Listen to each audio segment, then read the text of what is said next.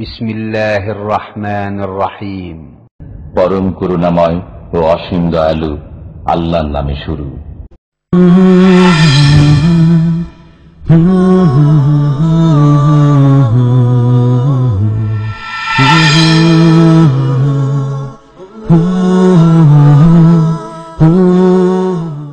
ومن أحسن قولا ممن دعا إلى الله وعمل صالحا وقال إنني من المسلمين.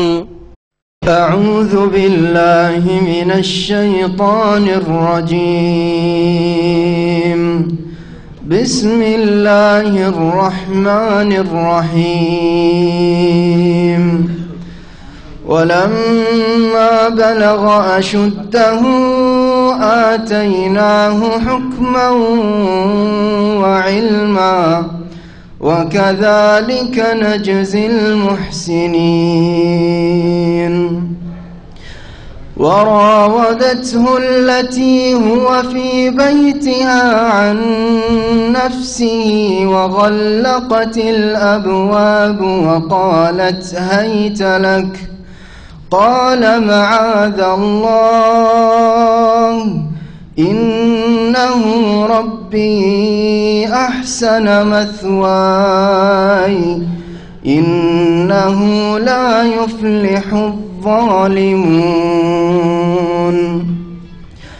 ولقد همت به وهم بها لولا أن رأى برهان ربه كذلك لنصرف عنه السوء والفحشاء إنه من عبادنا المخلصين. واستبق الباب وقدت قميصه من دبر وألف يا سيدها لدى الباب. قالت ما جزاء من أراد بأهلك سوءا إلا أن يسجن أو عذاب أليم. قال هي راودتني عن نفسي وشهد شاهد من أهلها إن كان قميصه قد من قبل فصدقت وهو من الكاذبين. وإن كان قميصه قد من دبر فكذبت وهو من الصادقين. فلما رأى قميصه قد من دبر قال إنه من كيدكن إن كيدكن عظيم. يوسف أعرض عن هذا واستغفري لذنبك إنك كنت من الخاطئين. وقالت نسوة في المدينة امرأة العزيز تراود فتاها عن نفسه قد شغفها حبا إنا لنراها في ضلال مبين. فلما سمعت بمكرهن أرسلت إليهن وأعتدت لهن متكئا وآتت كل واحدة منهن سكينا وقالت اخرج عليهن.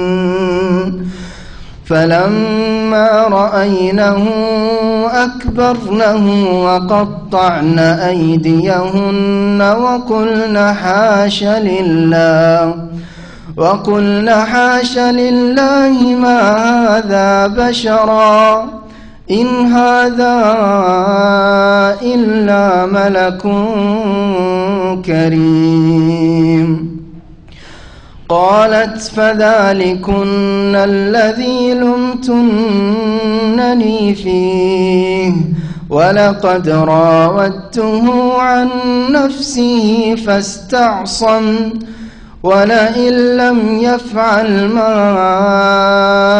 آمره ليسجنن وليكونن من الصاغرين.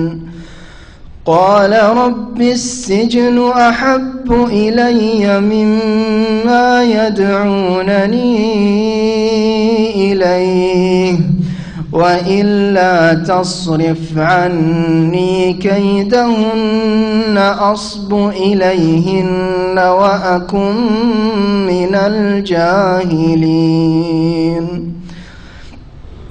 فاستجاب له ربه فصرف عنه كيدهن إنه هو السميع العليم.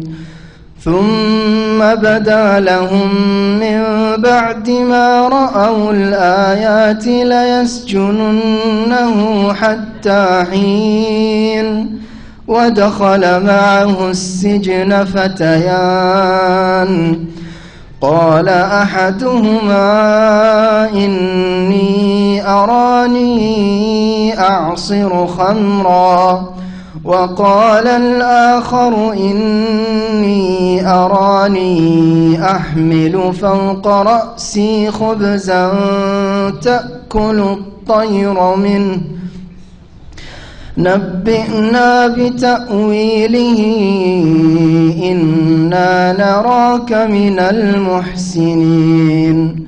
قال لا يأتيكما طعام ترزقانه إلا نبأتكما بتأويله قبل أن يأتيكما ذلك مما علمني ربي إني تركت ملة قوم لا يؤمنون بالله وهم بالآخرة هم كافرون. واتبعت ملة آبائي إبراهيم وإسحاق ويعقوب ما كان لنا أن نشرك بالله من شيء ذلك من فضل الله علينا وعلى الناس ولكن أكثر الناس لا يشكرون. يا صاحبي السجن أأرباب متفرقون خير أم الله الواحد القهار. ما تعبدون من دونه إلا أسماء سميتموها أنتم وآباؤكم ما أنزل الله بها من سلطان إن الحكم إلا لله أمر ألا تعبدوا إلا إياه ذلك الدين القيم ولكن أكثر الناس لا يعلمون. يا صاحبي السجن أما أحدكما فيسقي ربه خمرا وأما الآخر فيصلب فتأكل الطير من رأسه قضي الأمر الذي فيه تستفتيان.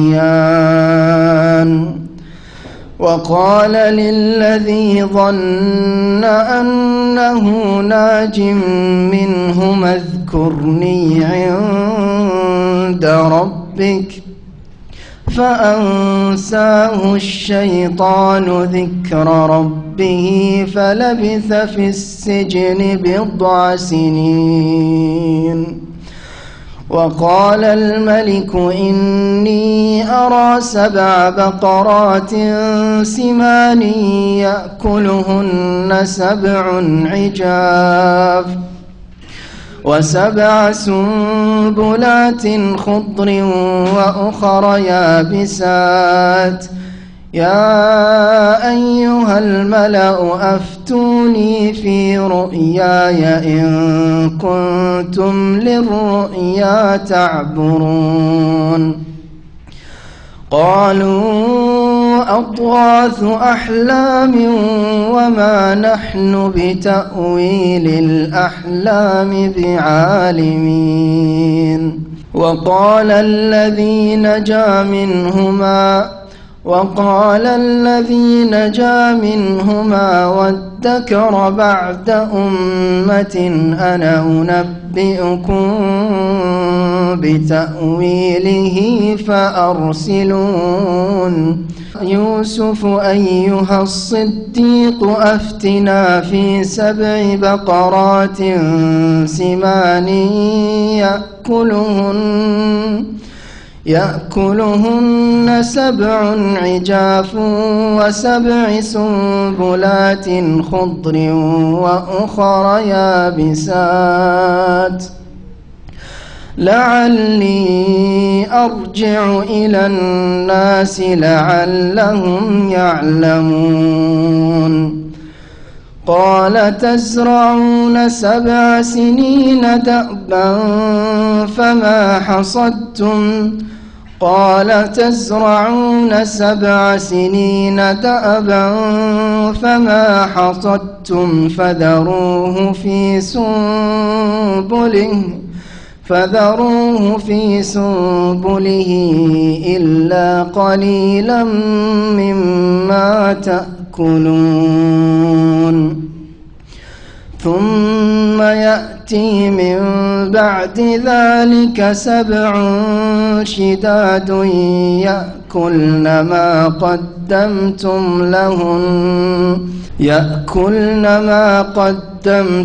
لهن إلا قليلا مما تحصنون. ثم يأتي من بعد ذلك عام فيه يغاث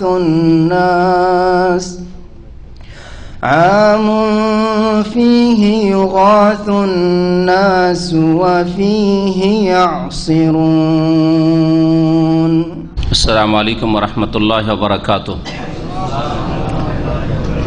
الحمد لله رب العالمين والصلاة والسلام على سيد المرسلين نبينا محمد وعلى آله وصحبه أجمعين. أما بعد فأعوذ بالله من الشيطان الرجيم. ولما بلغ أشده آتيناه حكما وعلما وكذلك نجزي المحسنين. আল্লাহ পাক রব্বুল আলামিনের যাবতীয় প্রশংসা যে আল্লাহ পাক কোরআন কারীম নাযিল করেছেন এবং তার মাধ্যমে আমাদের মতো অসংখ্য মানুষকে যুগে যুগে হেদায়েত দান করেছেন। সালাত এবং সালাম নাযিল হোক নবী মুহাম্মদ রাসূলুল্লাহ সাল্লাল্লাহু আলাইহি সাল্লামের উপর, যার কাছে আল্লাহ পাক রব্বুল আলামিন আল কোরআন নাযিল করেছেন জিবরিল আমিন আলাইহিস সালাতু সালামের মাধ্যমে। এবং এই কোরআন কারীম দিয়ে আল্লাহ পাক রব্বুল আলামিন রাসূলুল্লাহ সাল্লাল্লাহু আলাইহি সাল্লামকে জিহাদ করতে বলেছেন। ফালা তুতিল কাফিরিনা ওয়াজাহিদহুম বিহি জিহাদান কাবীরা, কাফেরদের কথা মেনে নিও না, আর এই কোরআন কারীম দিয়ে বড় প্রচেষ্টা চালাও, বড় সংগ্রাম করো, বড় জিহাদ করো। আমাদের তাফসীর চলছে সূরা ইউসুফের আয়াত নম্বর 22 থেকে শুরু করব। গত সপ্তাহে কয়েকটি আয়াতের তাফসীর করেছি, তারপর আমাদের ভাইরা বলছেন যে একটু ফিরিয়ে দিলে ভালো হয় বিশেষ কারণে, তাই সংক্ষেপে আবার কয়েকটি আয়াত ফিরিয়ে দিচ্ছি। আল্লাহ পাক ইরশাদ করেছেন ইউসুফ আলাইহিস সালাম সম্পর্কে যে ইউসুফ আলাইহিস সালাম যৌবনে পৌঁছিলেন, তখন আল্লাহ পাক তাকে জ্ঞান দান করলেন, নবুয়ত দান করলেন, প্রজ্ঞা দান করলেন। ওলাম্মা বালাগা আশুদ্দাহ, যখন ইউসুফ আলাইহিস সালাম তার পূর্ণ যৌবনে পদার্পণ করলেন, আতাইনাহু হুকমা ওয়া ইলমা, তখন আমি আল্লাহ তাকে দান করলাম হুকমান, প্রজ্ঞা বা বিচার ক্ষমতা, এই একটি তাফসীর। ওয়া ইলমান, এবং জ্ঞান দান করলাম, দিন দুনিয়ার জ্ঞান আল্লাহ পাক দান করলেন তাকে। আর কেউ কেউ বলেছেন হুকমান মানে তাকে আল্লাহ নবুয়াত দান করলেন। তো একটি তাফসীর হচ্ছে যে হুকমান মানে নবুয়াত দিলেন এবং একজন নবীর জন্য যেসব জ্ঞানের প্রয়োজন তা আল্লাহ তাকে দান করলেন। আর কেউ কেউ বলেছেন এখানে হুকমান মানে হচ্ছে বিচার ক্ষমতা বা প্রজ্ঞা, হিকমত, আর ইলমান মানে জ্ঞান। ওয়াকাযালিকা নাজিজিল মুহসিনিন, আর এটা ইউসুফ আলাইহিস সালামের সাথেই শুধু সীমিত নয়। আল্লাহ প্রত্যেক সৎকর্মশীল মানুষকে, ভালো মানুষকে এইরকমই উত্তম বদলা ইহকাল পরকালে দেন। কেউ যদি কোণঠাসা করতে চায়, ক্ষতি করতে চায়, ক্ষতি করতে পারে না। ওয়াকাযালিকা, আর এইভাবেই নাজিজিল মুহসিনিন, সৎকর্মশীলদেরকে আমি প্রতিদান দিয়ে থাকি। ওয়ারাওয়াদাতুল্লাতী হুয়া ফি বাইতিহা আন নাফসিহি, ইউসুফ আলাইহিস সালাম এর আগে যতটুকু আমরা ঘটনায় আলোচনা করেছি এই সূরা ইউসুফে, তা হচ্ছে যে তিনি গোলাম হয়ে, দাস হয়ে পৌঁছে গেলেন আজিজে মিসরের বাড়িতে। আজিজে মিসর, মিসরের অধিপতি, তার স্ত্রী জুলাইখা। এই জুলাইখা ইউসুফ আলাইহিস সালামের সৌন্দর্য দেখে, রূপ চেহারা দেখে, তার বাহ্যিক আর আভ্যন্তরীণ গুণ দেখে তার জন্য পাগল হয়ে গেল, তার প্রেমে লিপ্ত হল।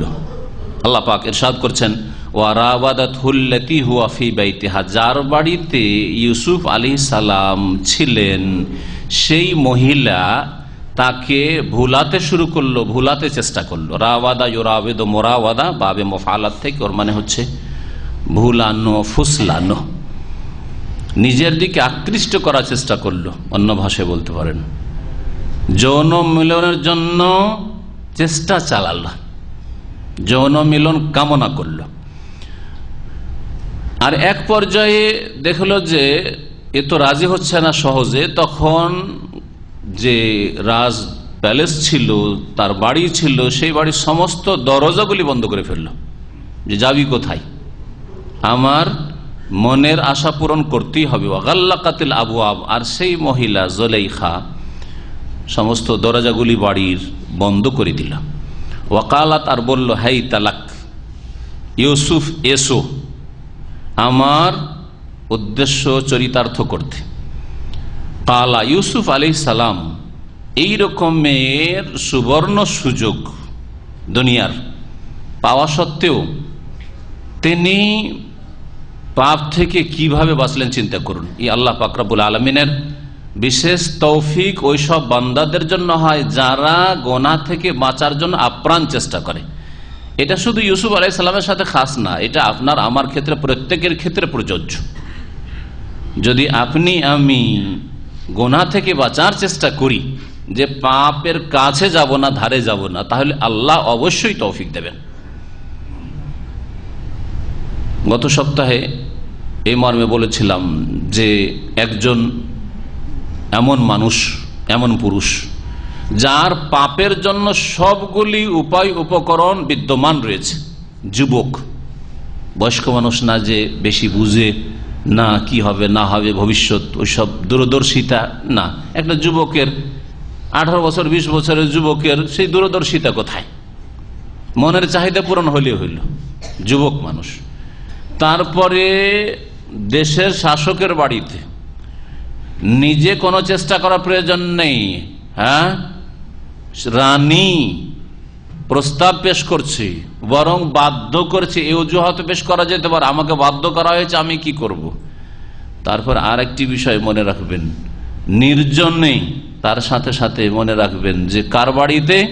শাসকের বাড়িতে, যাদের সম্পর্কে কেউ যদি আশেপাশ প্রথম কথা জানতেই পারবেন, আর জানতেও পারে মুখ খুললে জিভা কেটে নেওয়া হবে। এই সাহস নেই যে কেউ মুখ খুলবে আর বলবে যে আজিজে মিসরের স্ত্রী এরকম কুকাজে লিপ্ত হয়েছে। এত সাহস করার কারো ক্ষমতা নেই। তারপরে আর একটি দিক মনে রাখবেন, বিদেশে যেখানে বাপ নেই, মান নেই, বংশধর নেই, আত্মীয় স্বজন নেই, সমাজ নেই, যারা চেনে, এইরকম পরিবেশে গিয়ে সাধারণত অধিকাংশ মানুষরা যারা নিজের গ্রামে, নিজের শহরে যেখানে লালিত পালিত হয়েছে, গোনা করতে পারবে না, পাপে লিপ্ত হইতে পারবে না, মদ খেতে পারবে না, ব্যভিচার করতে পারবে না, আর ওই চুরি বাটমারি করতে পারবে না, কিন্তু শহরে গিয়ে করে ফেলে। আমাদের গ্রামে গঞ্জের ছেলেরা বা নিজে যেখানে বাস করে, শহরে বাস করে, ওই এলাকাতেও সিনেমা দেখতে পারেন না, চলে গেল ঢাকা, চলে গেল, হ্যাঁ কলকাতা চলে গেল, যেখানে কেউ চিনে না তাকে, তাই না? গ্রামে কোন রকমের জেনা ব্যভিচার কাছে যেতে পারবে না, চলে গেল বেশ্যাখানা, চলে গেল, কে দেখে? কেউ চেনে না, কেউ কাউকে চেনে না। তাহলে এই রকম দিকটাও সেখানে বিদ্যমান ছিল। ইউসুফ আলাইহিস সালামের কেউ নাই সেখানে, কে চিনবে? যদি জেনেও নাই তো চিনবে কে যে কার কে এই কাজ করেছে? কেউ চিনেন না তাকে, তার বদনাম বলে কোনো ভয় নেই। তারপরে তিনি বলছেন মাযাল্লাহ, আল্লাহর পানে, আল্লাহ আমাকে রক্ষা করুন, আল্লাহর আশ্রয় কামনা করছি। ইন্নাহু রব্বি, তিনি তো আমার প্রভু, তিনি তো আমার মনিব, অর্থাৎ আপনার স্বামী, এই বাড়ির মালিক, আজিজে মিসর। এটা হচ্ছে অধিকাংশ তাফসীরকারদের মত। ইন্নাহু রব্বি বলে আল্লাহকে এখানে উদ্দেশ্য করা হয়নি, সেই যুগে রব মনিবকে বলা হইতো, দাসের মালিক যে, তাকেও রব বলা হইতো। ইন্নাহু রব্বি, তিনি আপনার স্বামী তো আমার প্রভু, আমার মনিব, আমার মালিক। আহসানা মাসওয়ায়া, আমাকে খরিদ করে নিয়ে এসে আমার উত্তম অবস্থান দিয়েছেন। আহসানা মাসওয়ায়া, আমাকে উত্তম অবস্থান দিয়েছেন, ভালো বাসস্থান দিয়েছেন, কত সম্মানে আদর যত্নে রেখেছেন। আর তার স্ত্রীর সাথে তার ঘরে এইরকম অঘটন ঘটাবো, এইরকম পাপ করব, এটা হইতে পারে না। কোন কোন তাফসীরকাররা বলেছেন ইন্নাহু রাব্বি মানে আল্লাহকে বুঝাতেছেন যে আল্লাহ কোথা থেকে আমাকে উঠিয়ে নিয়ে আসলেন, কোথায় আমার সৎ ভাইরা কূপে নিক্ষেপ করেছিল, কত যে জ্বালা যন্ত্রণা দিয়েছে, মানসিক শারীরিক কষ্ট দিয়েছে, আর আমাকে মেরে দেওয়ার চেষ্টা করেছে, কিন্তু আল্লাহ কোথা থেকে কোথায় আমাকে উঠিয়ে নিয়ে এসছেন, সেই আমার রব। আহসানা মাসওয়ায়া, আমাকে কত সুন্দর অবস্থান দিয়েছেন, কত সুন্দর বাসস্থান দিয়েছেন। তারপরেও যদি আমি এইরকম পাপে লিপ্ত হই, তাহলে কত বড় আমি নাশুকুর গুজার, অকৃতজ্ঞ। ইন্নাহু লা ইউফলিহুজ জালিমুন, তার নিঃসন্দেহে আমি জালেম, আর জালেমরা কখনো সফল কাম হয় না। ওয়ালাকাদ হাম্মাত বিহি ওয়া হাম্মা বিহা, তারপর এই মহিলা কোনো মতেই ছাড়তে রাজি না, উদ্দেশ্য পূরণ করবে, অসৎ উদ্দেশ্য। আল্লাহ পাক বলছেন ওয়ালাকাদ হাম্মাত বিহি, আর নিঃসন্দেহে ওই জুলেখা মহিলা, আজিজ মিসরের স্ত্রী, তার আসক্তা হয়েছিল। হাম্মা মানে উদ্দেশ্য করা, হাম্মা মানে উদ্দেশ্য করা, আসক্তা হয়েছিল, তার প্রেমে লিপ্ত হয়েছিল। ও হাম্মা বেহা লাউলা আন রাআ বুরহানা রব্বি, হাম্মা বেহার পরে থামবেন না, হাম্মা বেহা লাউলা আন রাআ বুরহানা রব্বি, এখানে গিয়ে থামবেন, একটা তাফসীর। আর ইউসুফ আলাইহিস সালামও আসক্ত হয়ে যেতেন ওই জুলেখার প্রতি, লাউলা যদি তিনি না দেখতেন তার প্রতিপালকের অকাট্য দলিল প্রমাণ। আল্লাহ রাব্বুল আলামিন বলছেন যে ইউসুফ আলাইহিস সালামও আসক্ত হয়ে যেতেন, লাউলা যদি তিনি আন রাআ বুরহানা রব্বিহি, না দেখতে পেতেন, না দেখতেন অন্তর্দৃষ্টি থেকে আর এই বাহ্যিক দৃষ্টি দিয়ে, অন্তর্দৃষ্টি দিয়ে আর বাহ্যিক দৃষ্টি দিয়ে না দেখতেন বুরহানা রব্বিহি, তার প্রতিপালকের অকাট্য দলিল। এই দলিল কি দেখেছিলেন এই বিষয়ে তাফসীরকারদের বিভিন্ন মত রয়েছে।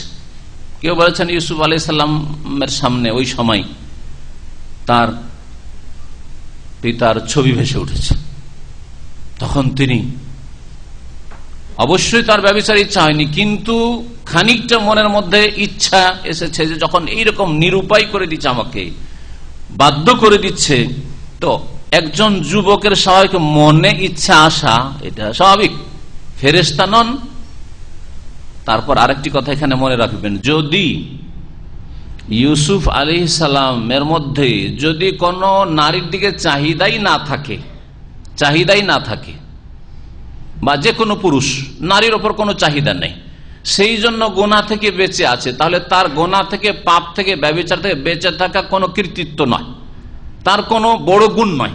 সে তো এমনি করবে না, তার নারীর দিকে চাহিদাই নেই, আমাকে একজন এইরকম মানুষ, শারীরিক দিক থেকে একেবারে দুর্বল বা যৌন চাহিদা মোটেই নেই, কিন্তু ভালো মানুষ, নামাজি পাঁচক্ত মানুষ, দীর্ঘদিন আগের ঘটনা বলছে যে আমার বয়সে বড়, কিন্তু খুব আদর করে বলছে যে কি বলবো, আমি যে কোনো মহিলাকে দেখলেও মা বোনের মতোই লাগে। মানে কোনো চাহিদা, সামান্য চাহিদা না, একজন যুবক পুরুষের একটা মহিলার দিকে দেখলে চাহিদা সামান্য হইতে পারে, বা নিজের স্ত্রীর দিকে তো হইতে পারে, বিবাহিত, সে বিবাহিত ছিল না। আমি জিজ্ঞেস করেছিলাম আপনি বিয়ে কেন করলেন না, বয়স হয়ে গেল আপনার 40-45, বিয়ে কেন করলেন না? তো তার উত্তরে তিনি এই কথা বলেছিলেন যে কি করবো, আমাকে সবকে দেখে মা বোনের মতো লাগে। তাহলে এই শ্রেণীর লোক যার নারীর দিকে কোনো চাহিদাই নেই, বা এই মহিলা যার কোনো পুরুষের দিকে চাহিদাই নেই, সে যদি গোনা থেকে বেঁচে থাকে, এটা তার কোনো বড় গুণ নয়, হ্যাঁ, প্রশংসনীয় বিষয় না, সে তো বাঁচবেই, কারণ তার তো কোনো চাহিদাই নেই। কিন্তু হ্যাঁ, তার জন্য কৃতিত্ব, তার জন্য হচ্ছে এটা ভালো গুণ, হ্যাঁ, যে তার মধ্যে যৌন চাহিদা আছে, পুরুষ নারীর দিকে চাহিদা আছে, নারী পুরুষের দিকে চাহিদা আছে, তারপরেও গুনাহ থেকে বেঁচে থাকে, তাহলে সে প্রশংসনীয়। তো ইউসুফ আলাইহিস সালামের মধ্যে অবশ্যই তার যৌবন ছিল, তার যৌন চাহিদা ছিল।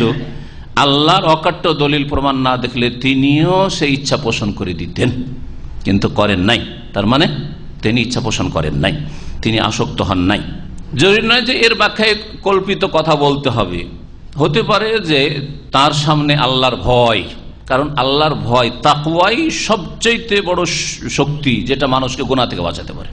আল্লাহর ভয়, আল্লাহ আমাকে দেখছেন, আল্লাহকে আমি দেখছি, আল্লাহর সামনে জবাব দিতে হবে, জানে বিচার দিবসে দাঁড়িয়েছি, আর আল্লাহ জিজ্ঞেস করছেন যে তুমি কি করেছিলে ওই দিনে, যেই দিন সুযোগ পেয়েছিলে জিনা করার, কেন করেছিলে? সুবহানাল্লাহ। গুনাহ হবে? কখনো গুনাহ হবে না। যদি কোনো দেশের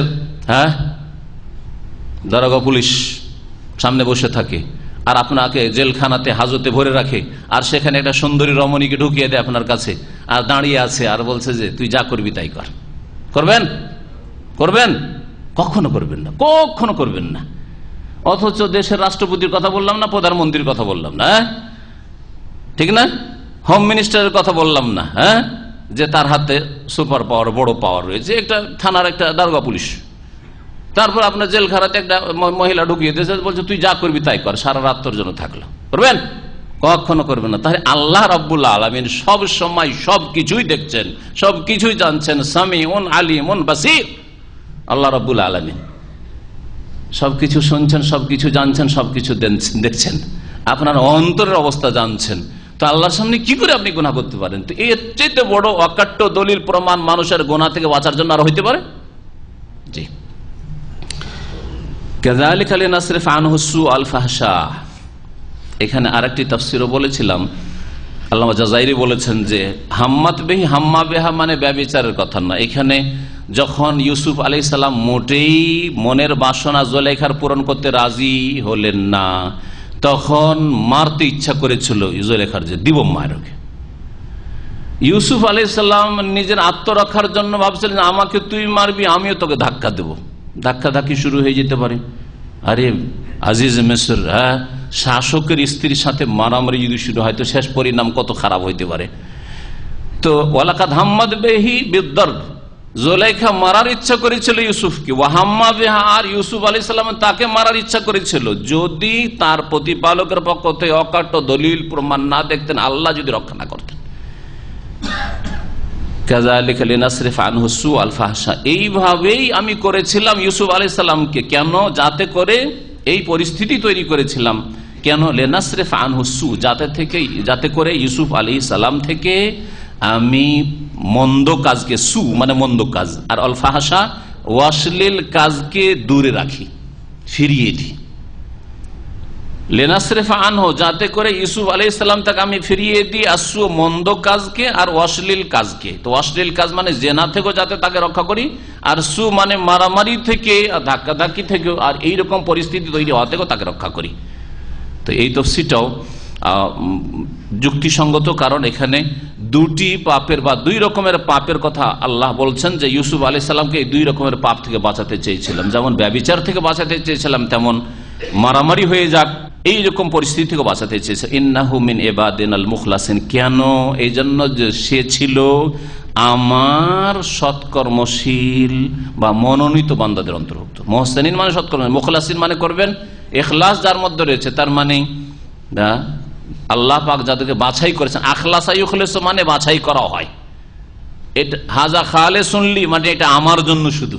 তো ইন্নাহু মিন ইবাদিনাল মুখলাসিন, আল্লাহ পাক বলছেন যে ইউসুফ আলাইহিস সালাম ছিল আমার মনোনীত নির্বাচিত বান্দাদের অন্তর্ভুক্ত। বলা যেতে পারে ইখলাস মানে নিষ্ঠা, যেহেতু হয়তো নিষ্ঠাবান বান্দাদের অন্তর্ভুক্ত ছিলেন। ওয়াস্তাবাকাল বাবা, দরজা বন্ধ করে দেওয়া হইল। ইউসুফ আলাইহিস সালাম যখন তার চাহিদা পূরণ করতে মোটেই রাজি হলেন না, ইউসুফ আলাইহিস সালাম পালাইতে শুরু করে, দেখলে যে এখান থেকে আত্মরক্ষার একটবে দরজার দিকে পালাই, কোন রকম করে যদি এই ঘর থেকে বেরোতে পারি। ওয়াস্তাবাকাল বাবা, পিছনে পিছনে জুলাইখাও দৌড় দিল। আল্লাহ এই তাসনিয়া দ্বিবচনের সেগাতে বলছেন দুইজনেই দরজার দিকে দৌড় দিল, উভয়েই দৌড় দিল, ছুটলো দরজার দিকে। ওয়াকাদ্দাত কামিসাহু মিন দুবুর, জুলাইখা তখন ছিঁড়ে দিল তার জামাটিকে, ইউসুফ আলাইহিস সালাম জামাটিকে, মিন দুবুর পেছন থেকে ধরেছে টানার জন্য, দৌড় দিয়েছে, জামা ছিঁড়ে গেছে। ওয়ালফায়া সাইয়্যিদাহা লাদাল বাব, আর দুইজনেই পেয়ে গেছে সাইয়্যিদাহা ওর স্বামীকে, মানে জুলাইখার স্বামীকে, বাড়ির মালিক আজিজ মিসরকে, লাদাল বাব দরজার কাছে। ও কোন কাজে বাড়িতে ঢুকছিল, অফিস থেকে বাড়িতে ঢুকছিল, পেয়ে গেছে। কালাত, এখন তো নিজেকে বাঁচাতে হবে জুলাইখাকে। জুলাইখা তখন মিথ্যার আশ্রয় নিল। এইরকমই অপরাধীরা করে থাকে, পাপ করে অন্যের ওপর চাপিয়ে দেয়। এটা হচ্ছে প্রাচীন যুগে ইহুদিদের চরিত্র, মুশরিকদের চরিত্র। আজকাল মুসলিমরা রাজনৈতিক লড়াইয়ে বা বিভিন্ন লড়াইয়ে লড়তে গিয়ে একদল আর এক দলেরও দোষ চাপায়, নিজেরা দোষ করে অন্যায়টি করে অন্যদের উপর চাপায়। এটা হচ্ছে কাজ, আজকালকার জঘন্য রাজনীতি হচ্ছে এটা। ওয়ালফায়া সাইয়্যিদাহা লাদাল বাব, স্বামীকে যখন সামনে পেয়ে গেছে, দুইজনের সামনে পড়ে গেছে, তো বুঝতে পেরেছেন আজিজ মিসর যে হচ্ছে কি, দুজনে দৌড়াদৌড়ি করছে কেন এইভাবে দরজার কাছে দুজনে। কালাত, সেই সময় ওই মহিলা বলল, মা জাযাউ মান আরাদা বিআহলিকা সুআন, ওর শাস্তি কি হতে পারে, দণ্ড কি হতে পারে। মান আরাদা, যে ইচ্ছা করেছে, বিআহলিকা তোমার পরিবারের সাথে, সুআন মন্দ কাজের। আরাদা থেকে বুঝাতে চাইছে যে দেখো ও মন্দ কাজ করতে পারেনি, এই কথা মনে করিও না যে আমার সাথে সে ব্যভিচার করে ফেলেছে বা আমার গায়ে হাত দিতে পেরেছে, কিন্তু আমার সাথে অসৎ ইচ্ছা করেছে, সেই জন্য তাকে তাড়া করে এসেছি। ওর শাস্তি কি হইতে পারে, তুমি এখন শাস্তি দাও। উল্টো ফাঁসিয়ে দিল ইউসুফ আলাইহিস সালামকে। এখন ইউসুফ আলাইহিস সালামকে সত্য কথা না বললে তো উপায় নেই। এই ক্ষেত্রে নিজের মুক্তির জন্য, নিজেকে পরিষ্কার পরিচ্ছন্ন করে দেওয়ার জন্য, নিজেকে দোষমুক্ত করার জন্য, যদি কার ওপর দোষারোপ হয়ে যায়, দোষ চেপে যায়, তারপরে বলতে হবে। এখানে অপরাধী সাব্যস্ত হবে আপনার প্রতিপক্ষ, কিন্তু আপনাকে হক কথা বলতে হবে, না হলে আপনি দোষী সাব্যস্ত হবেন। তখন ইউসুফ আলাইহিস সালাম বললেন, হ্যাঁ কি শাস্তি হতে পারে। শাস্তির আবার প্রস্তাব পেশ করছে জুলাইখা, বলছে ইল্লা ইউসজানা আযাবুন আলীম, হয় তাকে কি করতে হবে, হ্যাঁ জেলে পাঠাইতে হবে, কারারুদ্ধ করা হোক, আর আযাবুন আলীম, অথবা কোন বেদনাদায়ক শাস্তি দেওয়া হোক, ভালো করে শাস্তি দেওয়া হোক। কালা, ইউসুফ আলাইহিস সালাম তখন বলে, হে আর রাওয়াদাতনি আন নাফসি, সে তো আমাকে ভুলাবার চেষ্টা করেছে, সে তো যৌন মিলন কামনা করেছে আমার সাথে, আমি তো না। এখন দুইজনে দুই রকম কথা, ফায়সালা কি হবে। ও শাহেদা শাহেদু মিন আহলিহা, ওই মহিলার পরিবারের মানে তার বংশেরই, তার বংশের, তার পরিবারের এক সাক্ষী সাক্ষ্য প্রদান করলো, বিচার মীমাংসা করলো। কি মীমাংসা? ইনকানা কামিসু কুদ্দা মিন কবুল, যদি ইউসুফের জামা ছেঁড়া থাকে মিন কবল সামনের দিক থেকে, ফাসাদাকাত, তাহলে জুলাইখা মহিলা সত্য বলেছে। সামনের দিক থেকে ছেঁড়া মানে ইউসুফ আলাইহিস সালাম তাহলে ওর দিকে হাত বাড়াইতে যাচ্ছিল, তখন জামা ধরে নিয়েছে নিজ আত্মরক্ষার জন্য জুলাইখা, সেই জন্য সামনের দিক থেকে জামা ছেড়েছে, বা ধাক্কা দিতে গেছে তখন জামা ধরেছে সামনের দিক থেকে। ওয়াহুয়া মিনাল কাযিবিন, আর ইউসুফ হচ্ছে মিথ্যাবাদী। তাহলে ওয়াইন কানা কামিসু কুদ্দা মিন দুবুর, আর যদি ইউসুফের জামা ছেঁড়া থাকে মিন দুবুর পেছন দিক থেকে, তার মানে ইউসুফ পালাচ্ছিল আর পেছন থেকে তাড়া করে ধরতে গেছে যে তুই আমার মনের আশা পূরণ করবি না, তোকে ছাড়বো না। ফাকাযাবাত, যদি এইরকমটা হয় পেছন থেকে জামা ছেঁড়া, তাহলে জুলাইখা মিথ্যা বলছে। ওয়াহুয়া মিনাস সাদিকিন, আর ইউসুফ আলাইহিস সালাম সত্যবাদীদের অন্তর্ভুক্ত। ফালাম্মা রা কামিসাহু কুদ্দা মিন দুবুর, দেখা যাক জামা দেখা হলো যে কুদ্দা মিন দুবুর, পেছন দিক থেকে ছেঁড়া। কালা ইন্নাহু মিন কাইদিকুন্না, তখন আজিজে মিসর জুলেখার স্বামী বলল যে এ হচ্ছে নারী জাতি। কায়দাকে শুধু জুলেখার কথা না বলে বহুবচন করে বলল, ইন্নাহু মিন কাইদিকুন্না, এটা হচ্ছে নারী জাতির চক্রান্ত ছলনার অন্তর্ভুক্ত। তোমরা করবে এক কাজ আর বলবে এক কাজ, নিজে দোষ করবে অন্যের উপর চাপাবে। ইন্নাহু মিন কাইদিকুন্না ইন্না কাইদাকুন্না আযীম, নিঃসন্দেহে তোমাদের নারী জাতির চক্রান্ত হচ্ছে বড়ই মারাত্মক, হ্যাঁ, বড়ই কঠিন, আজিম। এ কথাটি কার? আজিজে মিসর জুলেখার স্বামীর, আল্লাহর কথা নয়। আল্লাহর কথা হলে সমস্ত নারীদের উপর কিয়ামত পর্যন্ত চাপিয়ে দিতেন নারী জাতি মানে ছলনাকারী, নারী জাতি মানে চক্রান্তকারী, নারী জাতি মানে 36 কল্লা চাপিয়ে দিতেন। কিন্তু এসব চাপানো যাবে না, মিথ্যা কথা, এটা কোরআনের কথা নাই। কোরআনে কারিমে নকল করা হয়েছে, কোরআনে কারিমে কুফরি কথা নকল করা হয়েছে। কুফরি কথা নকল করা হয়নি, নকল করা হয়েছে। আদের জাতি বলেছে মান আসাদ্দু মিন্না কুওয়া, আমাদের চাইতে কে শক্তিশালী আছে। মা আলিমতু লাকুম মিন ইলাহিন গায়রি, ফিরআউন বলেছিল আমার ছাড়া আর কে মাবুদ আছে, আমি তোমাদের উপাস্য। আনা রাব্বুকুমুল আলা, কুফরি কথা না, কোরআনে কুফরি কথা নকল করা হয়েছে।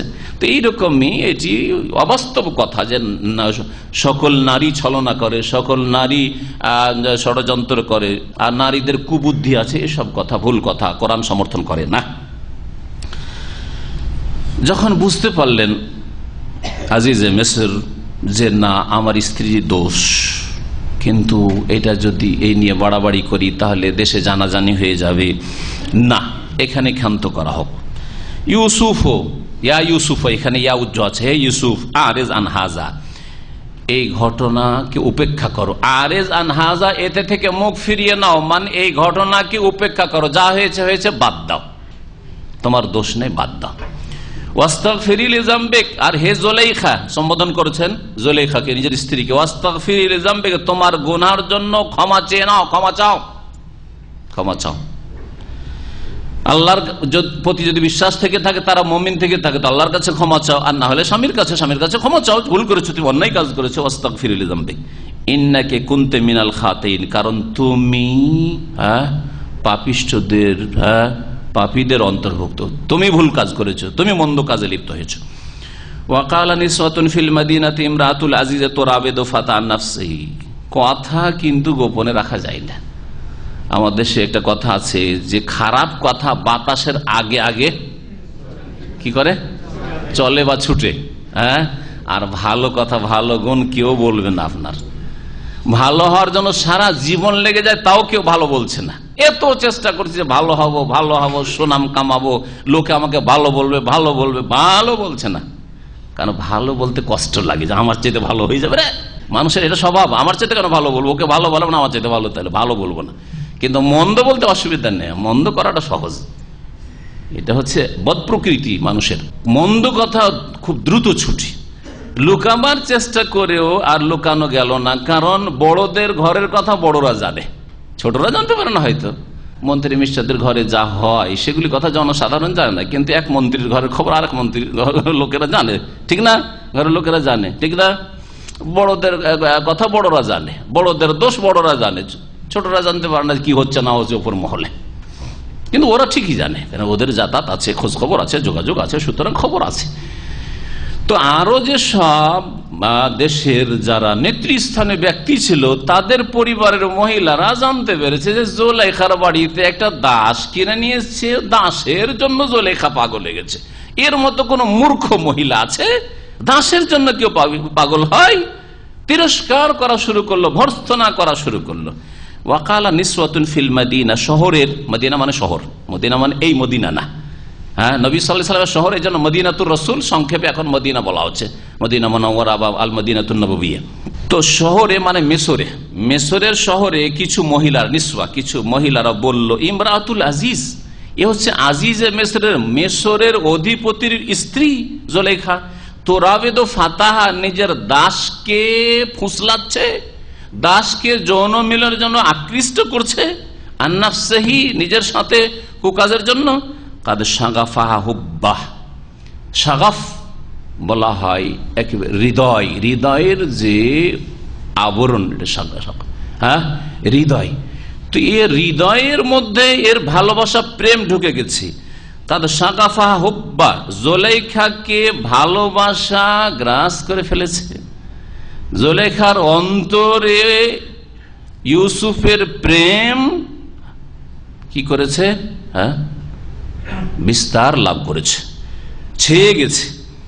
ইন্না লানারাহা ফি দালালিম মুবিন, নিঃসন্দেহে জুলাইখাকে আমরা মনে করি যে সুস্পষ্ট ভ্রষ্টতায় রয়েছে, বড়ই ভুল পথে আছে। আরে যদি ব্যভিচারী করতে হয় তো যেই পর্যায়ের লোক সেই পর্যায়ের ঘরে করব, কিন্তু এইরকম কেন যাব দাসের সাথে? এই বলে সমালোচনা শুরু করলো। ফালেমা সামিয়াত বিমাকরিহিন্না, যখন জুলাইখা শুনতে পেল তাদের ছলনা সম্পর্কে, তাদের চক্রান্ত সম্পর্কে। চক্রান্ত কেন বলা হলো? চক্রান্ত, এখানে চক্রান্ত বলতে বোঝানো হয়েছে ভৎসনা, তিরস্কার, সমালোচনা। ঘরে ঘরে, নেতাদের ঘরে ঘরে যেসব মহিলারা রয়েছে ওরা সমালোচনা করছে যে জুলাইখা আর খবর রাখো, আর খবর রাখো। মহিলা তো খবর রাখে, মহিলা আবার স্বামীকে বলে রাত্রে যখন স্বামী ঘরে আসার, খবর রাখো মুখের বাড়িতে কি হয়েছে। আরে জুলাইখা বাড়ির চাকরের জন্য আসক্ত হয়ে গেছে, ওর প্রেমে লিপ্ত হয়ে গেছে। এইসব সমালোচনার কথা যখন জুলাইখা জানতে পারলো যে আরে ঘরে ঘরে তো আমার সমালোচনা শুরু হয়ে গেছে, একে মাকর, তাহলে এই সমালোচনা বা ভর্ৎসনা, তিরস্কার, এটাকে ছলনা বা ষড়যন্ত্র বা চক্রান্ত বলে কেন আখ্যায়িত করলো জুলাইখা? এই জন্য যে ওইসব মহিলারা এটাও শুনতে পেয়েছিল যে ইউসুফ কিন্তু এত সুন্দর যে ওকে আমরা দেখলেও থাকতে পারবো না। আর ওর গুণগুলি শোনার পরে ওই মহিলাদেরও মনের কামনা বাসনা ছিল যে ইউসুফ জুলাইখার বাড়িতে না থেকে আমাদের বাড়িতে যদি হইতো তো আমরাও কিছুটা তাকে ভোগ করতে পেতাম। তাহলে মনে আছে একরকম কথা, আর সমালোচনা করছে অন্যের। ওরাও যদি এইরকম পরিস্থিতিতে পড়তো তো কি হইতো? ওরাও পাপে লিপ্ত হইতো, প্রেমে লিপ্ত হইতো জুলাইখার মতো।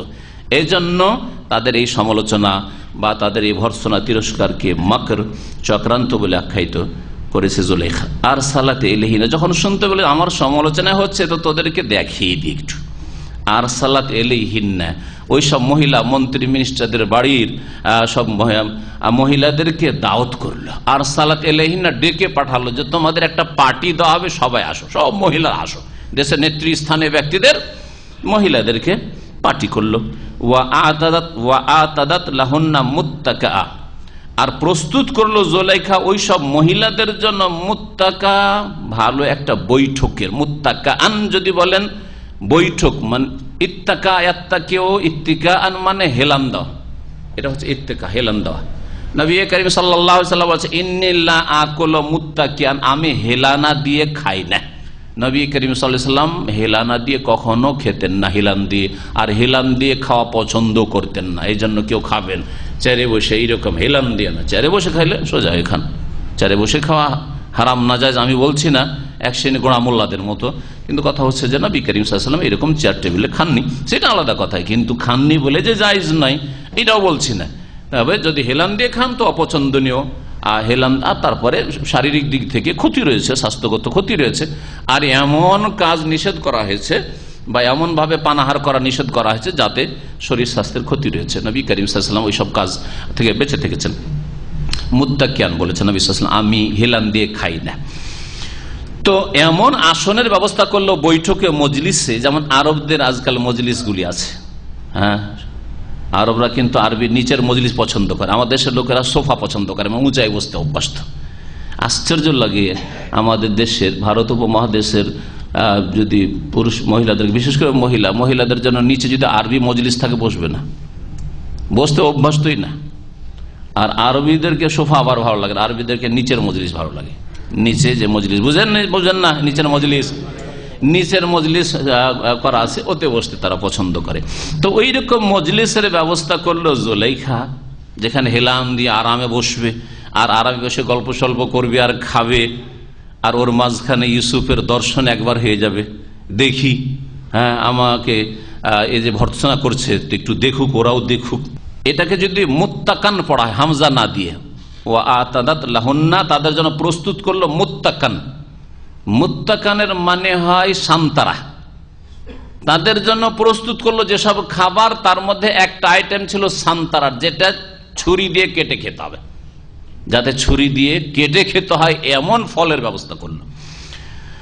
ওয়া আতাত কুল্লা ওয়াহিদাতিন মিনহুন্না সিকিনান, ওই সব মহিলাদের সকলকে একটা করে ছুরি দিল, যে সেলফ সার্ভিস করে, নিজে কেটে খাও, কেটে কেটে দেওয়া হবে না, নিজে নিজে কেটে খাও। তাহলে এটা প্রাচীন যুগ থেকে চলে আসছে। আরবরা সামনে ফল রেখে দেয় আর আপনার সামনে ছুরি রেখে দেয়, যে কেটে কেটে খান, এটা কোনো আইব দোষের বিষয় না, এটা পুরনো যুগ থেকে ট্রেডিশন চলে আসছে। ওয়াকালাত উখরুজ আলাইহিন্না, এই খাওয়া দাওয়া চলছে আর হাতে ছুরি দিতে যে খাওয়া দাওয়া হয়েছে, তারপরে ফল খাবে, ফল নিজে কাটতে যাচ্ছে, ওই সময় ওদেরকে জিজ্ঞেস করলো, আচ্ছা তোমাদেরকে জিজ্ঞেস করি, আমার বাড়িতে যে চাকর আছে, গোলাম আছে, ওকে তোমরা দেখবে? জুলেখা জিজ্ঞেস করছে ওই সব মহিলাদেরকে, দেখবে? তোমরা তো দেখো নি, তো একবার দেখবে? ওকে বলে রেখেছে, যেমনই তোমাকে ডাকবো চট করে চলে আসবে, বলছে দেখাও, অসুবিধা কি, দেখবো। ইউসুফ ডাক দিয়েছে, ইউসুফ এদিকে আসো, মহিলাদের সামনে আসো। আর ইউসুফ আলাইহিস সালাম যেমন এসেছেন পূর্ণিমার চাঁদের মতো, সুবহানাল্লাহ। দেখতে গিয়ে ওইদিকে কাটছে, খোঁজ খবর নেই, ও সান্তারা কাটবে কি, হাতের আঙ্গুল কেটে ফেলেছে, হাতের আঙ্গুল কেটে ফেলেছে। আল্লাহ আল্লাহ পাক বলছেন, ওয়াকালাত, আর জুলেখা বল, উখরুজ আলাইহিন্না, ইউসুফ বেরিয়ে আসো এদের সামনে। ফালাম্মা রাআইনাহু আকবারনাহু, যখন ওই মহিলারা ইউসুফকে দেখলো, আকবারনাহু, তখন তারা অভিভূত হয়ে গেল। আকবারনাহু, দিশেহারা হয়ে গেল, সহজ ভাষায় বলতে পারেন। হ্যাঁ, দিশা, আকবারনাহু অনেক বড় মনে করলো, শাব্দিক অর্থ আকবারা কবির থেকে, আকবারনাহু অনেক বড় কিছু মনে করলো, তার মানে দিশেহারা হয়ে গেছে। এমন কিছু দেখে মানুষ যখন দিশেহারা, হুঁশ দিশা হারিয়ে ফেলে, এইরকম দিশেহারা হয়ে গেছে, ওইদিকে দেখতে আসে, খোঁজ খবর নেই। হয় মানুষের এরকম পরিস্থিতি, ভয়ের সময় হয়, খুব খুশির সময় হয়, হুঁশ হারিয়ে দিশেহারা হয়, খুব ভয়ের সময় হয়, হয় না? হয় না? জি, খুব ভয়ে পেশাব করে না, করে না? হ্যাঁ, পুরুষরা তো করে, মহিলারা বেশি করে। রাগ করবেন না আবার মহিলারা আমার কথা শুনে। আমাদের এলাকায় এক ডাকাতি হয়েছে, কয়েক বছর আগের ঘটনা, বেশি দিনের না। ডাকাতি হয়েছে, তো ডাকাতি করতে ডাকাতরা এসছে, মারধর কিছু করেনি, কিন্তু ওই বাড়ির যে মহিলা, বুড়ি মহিলা, ও পেশাব করে কাপড় সব খারাপ করে দিয়েছে। ওকে কিছুই বলেন ডাকাত, শুধু ডাকাতি করছে, যা কিছু এই চাবি দাও, নন্নদেরকে বলছে, মালিকদেরকে বলছে, কিন্তু মহিলা এমনিতে পেশাব করে অবস্থা খারাপ তার। তো মানুষ ভয়ে পেশাব করে দেয়। ফালাম্মা রাআইনাহু আকবারনাহু, তারা দিশেহারা হয়ে গেল দেখে। ওয়া কাত্তানা আইদিয়াহুন্না, নিজের হাত কেটে ফেললো, মানে হাতের আঙ্গুল কেটে ফেললো। ওয়া কুলনা, আর তারা বলল, হাশা লিল্লাহ, আল্লাহ রক্ষা করুন, আল্লাহ পাক পবিত্র। মা হাযা বাশারান, ইনি তো মানুষ না, এ তো কোনো মানুষ নয় গো। ইন হাযা ইল্লা মালাকুন কারীম, এ তো একমাত্র সম্মানিত ফেরেশতা, সম্মানিত ফেরেশতা, মহান ফেরেশতা। কালা, তখন জুলেখার বলার সুযোগ আসলো। জুলেখা বলছে, ফাযালিকুন্নাল্লাযী লুমতুন্নানি ফি, এই তো সেই ছেলে, আমার গোলাম কিতদাস, যার জন্য তোমরা, যার কারণে আমাকে তোমরা তিরস্কার করছিলে। লুমতুনে, লামা ইয়ালুমো, মানে মালামত করা, তিরস্কার করা, ভর্ৎসনা করা। কোরআনে রয়েছে মালুমান মধুর, মালুমান।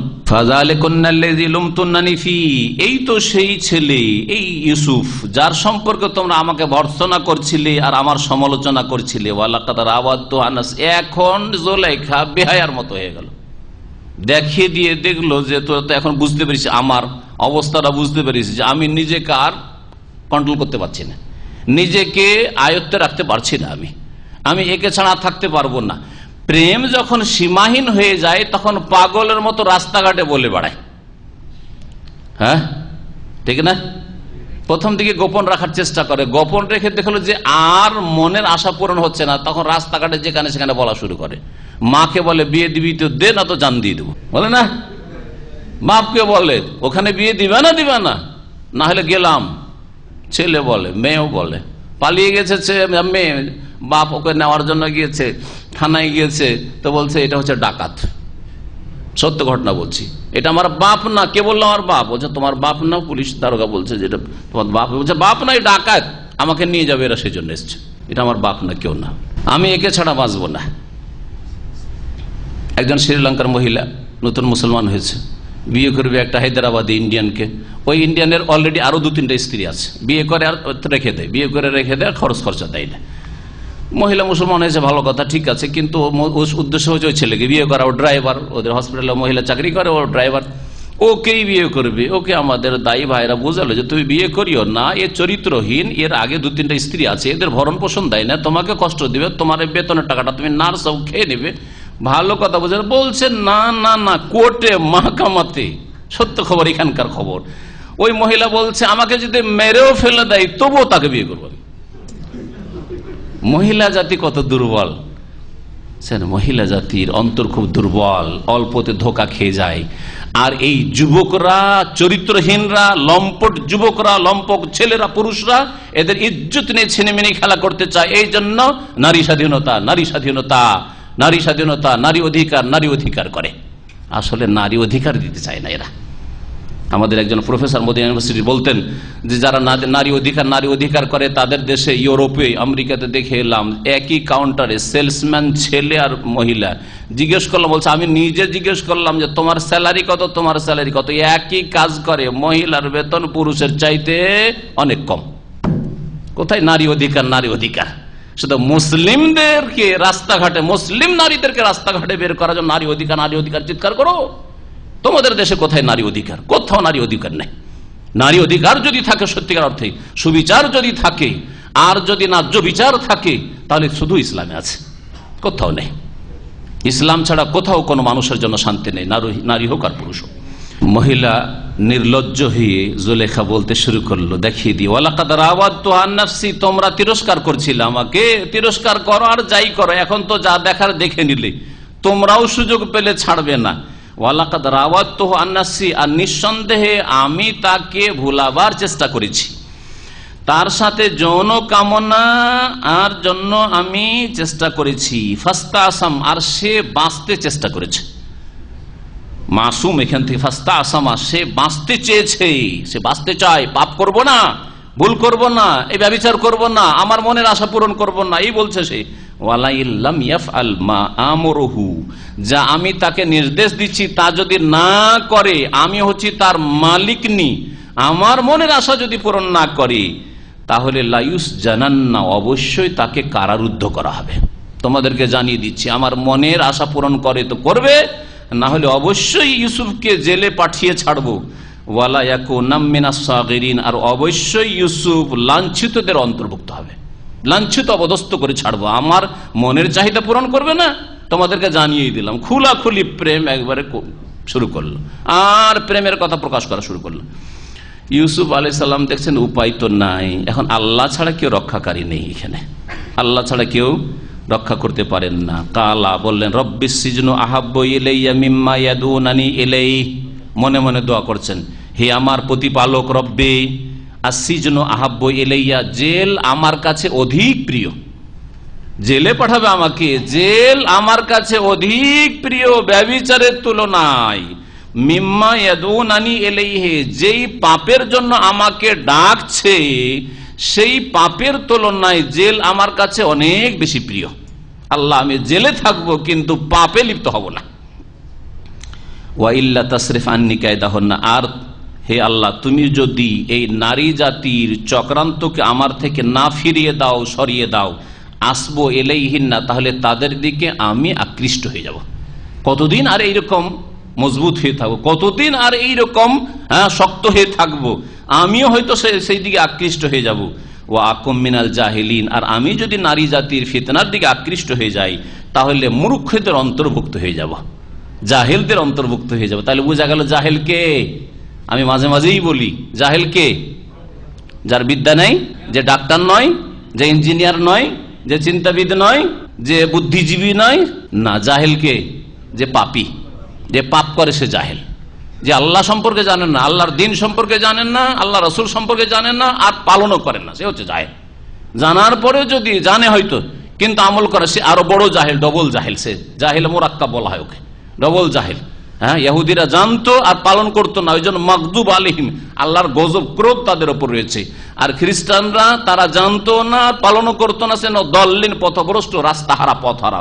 আল্লাহ পাক তাদেরকে বলেছেন, ফাস্তাজাবা লাহু রাব্বুহু, আল্লাহ পাক বলছেন যে ইউসুফ আলাইহিস সালামের দোয়া তার প্রতিপালক কবুল করলেন, তার ডাকে সাড়া দিলেন। ফাসারাফা আনহু কাইদাহুন, তাদের এই নারী জাতির চক্রান্তকে আল্লাহ তার থেকে সরিয়ে দিলেন, ফিরিয়ে দিলেন। ইন্নাহু হুয়াস সামিউল আলিম, কারণ আল্লাহ পাক সর্বশ্রোতা, সবকিছুই শোনেন, বান্দার দোয়া শোনেন, মনের ডাক শোনেন, আলিম এবং সবকিছুই তিনি জানেন। ইউসুফ আলাইহিস সালামের দোয়া কবুল হলো। সুম্মা বাদা লাহুম মিন বাদি মা রাআউল আয়াতি লা ইয়াসজুনুনহু হাত্তা হিন। এখন এই পরিস্থিতিতে জুলাইখা মনের কামনা বাসনা পূরণ করতে পারল না।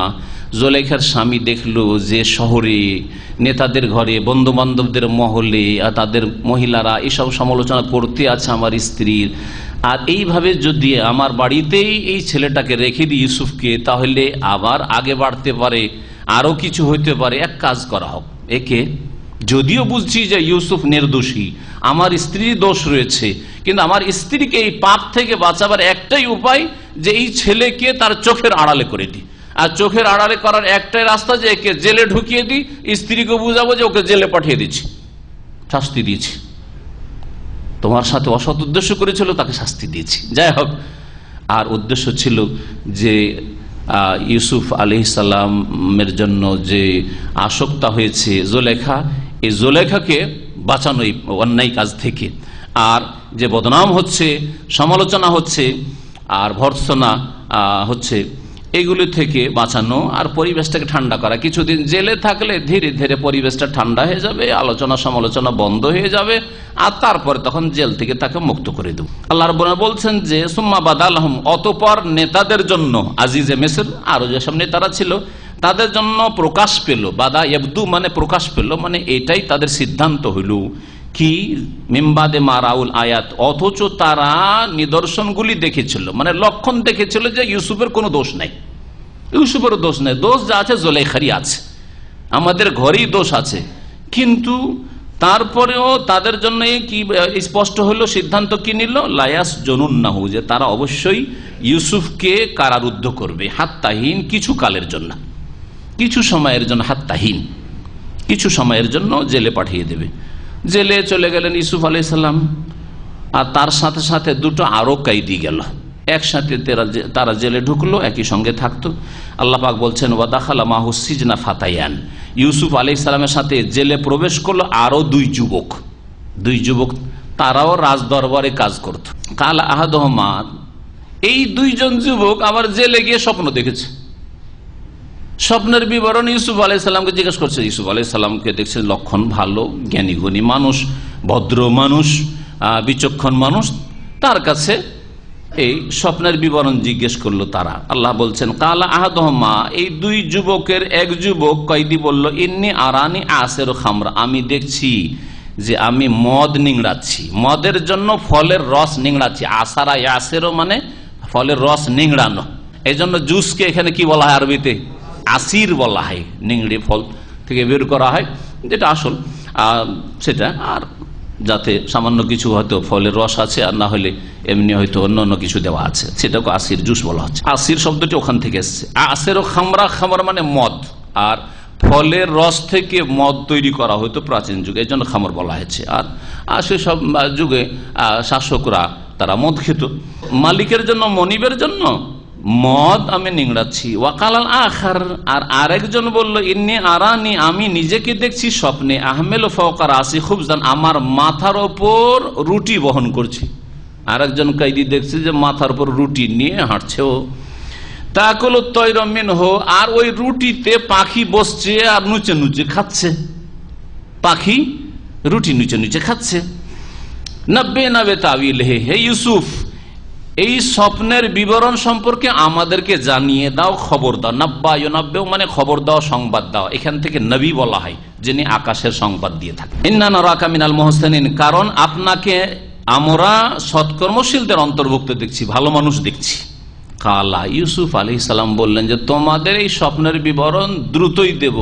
সকালবেলা হয়তো জিজ্ঞেস করেছেন, দুপুরের খাবার আসবে, দুপুরের খাবার আসার আগেই এই স্বপ্নের বিবরণ তোমাদের দিয়ে দেব। অথবা বিকালবেলা জিজ্ঞেস করলে যে রাতের খাবার আসবে সন্ধ্যাবেলার, ওর আগেই এই স্বপ্নের বিবরণ তাবির তোমাদেরকে জানিয়ে দেব। বললেন ইউসুফ আলাইহিস সালাম, কাল লা ইয়াতিকুমা তুআমুন তুরযাকানিহি, তোমাদের কাছে এমন কোন খাবার আসবে না যেই খাবারে রিজিক তোমাদেরকে দেওয়া হয়েছে, মানে এরপরে যেই রিজিকটা আহার তোমাদের জন্য আসছে, ইল্লা নাব্বাতুকুমা বিতাউইলি ক্বাবলা ইয়াতিয়াকুমা, তোমাদের কাছে সেই খাবার আসার পূর্বেই তো এই স্বপ্নের বিবরণ সম্পর্কে তোমাদেরকে জানিয়ে দেব। আমাকে বেশি সময় লাগবে না তোমাদের স্বপ্নের তাবির করার জন্য, বিবরণ পেশ করার জন্য। কেন? এটা হচ্ছে আল্লাহ প্রদত্ত জ্ঞান। তিনি বলেন যালিকুমা মিম্মা আল্লামানি রব্বি, কারণ আল্লাহ আমাকে এই জ্ঞান দান করেছেন, কারণ এটা হচ্ছে সেই জ্ঞানের অন্তর্ভুক্ত, মিম্মা ওই জ্ঞানের অন্তর্ভুক্ত যা আমাকে আমার প্রতিপালক শিখিয়েছেন, দান করেছেন। স্বপ্নের বিবরণ তো বলবেন, কিন্তু এইরকম সুযোগগুলিকে ভালো কাজে ব্যবহার করতে হবে, এই শিক্ষা এখানে দেওয়া হয়েছে।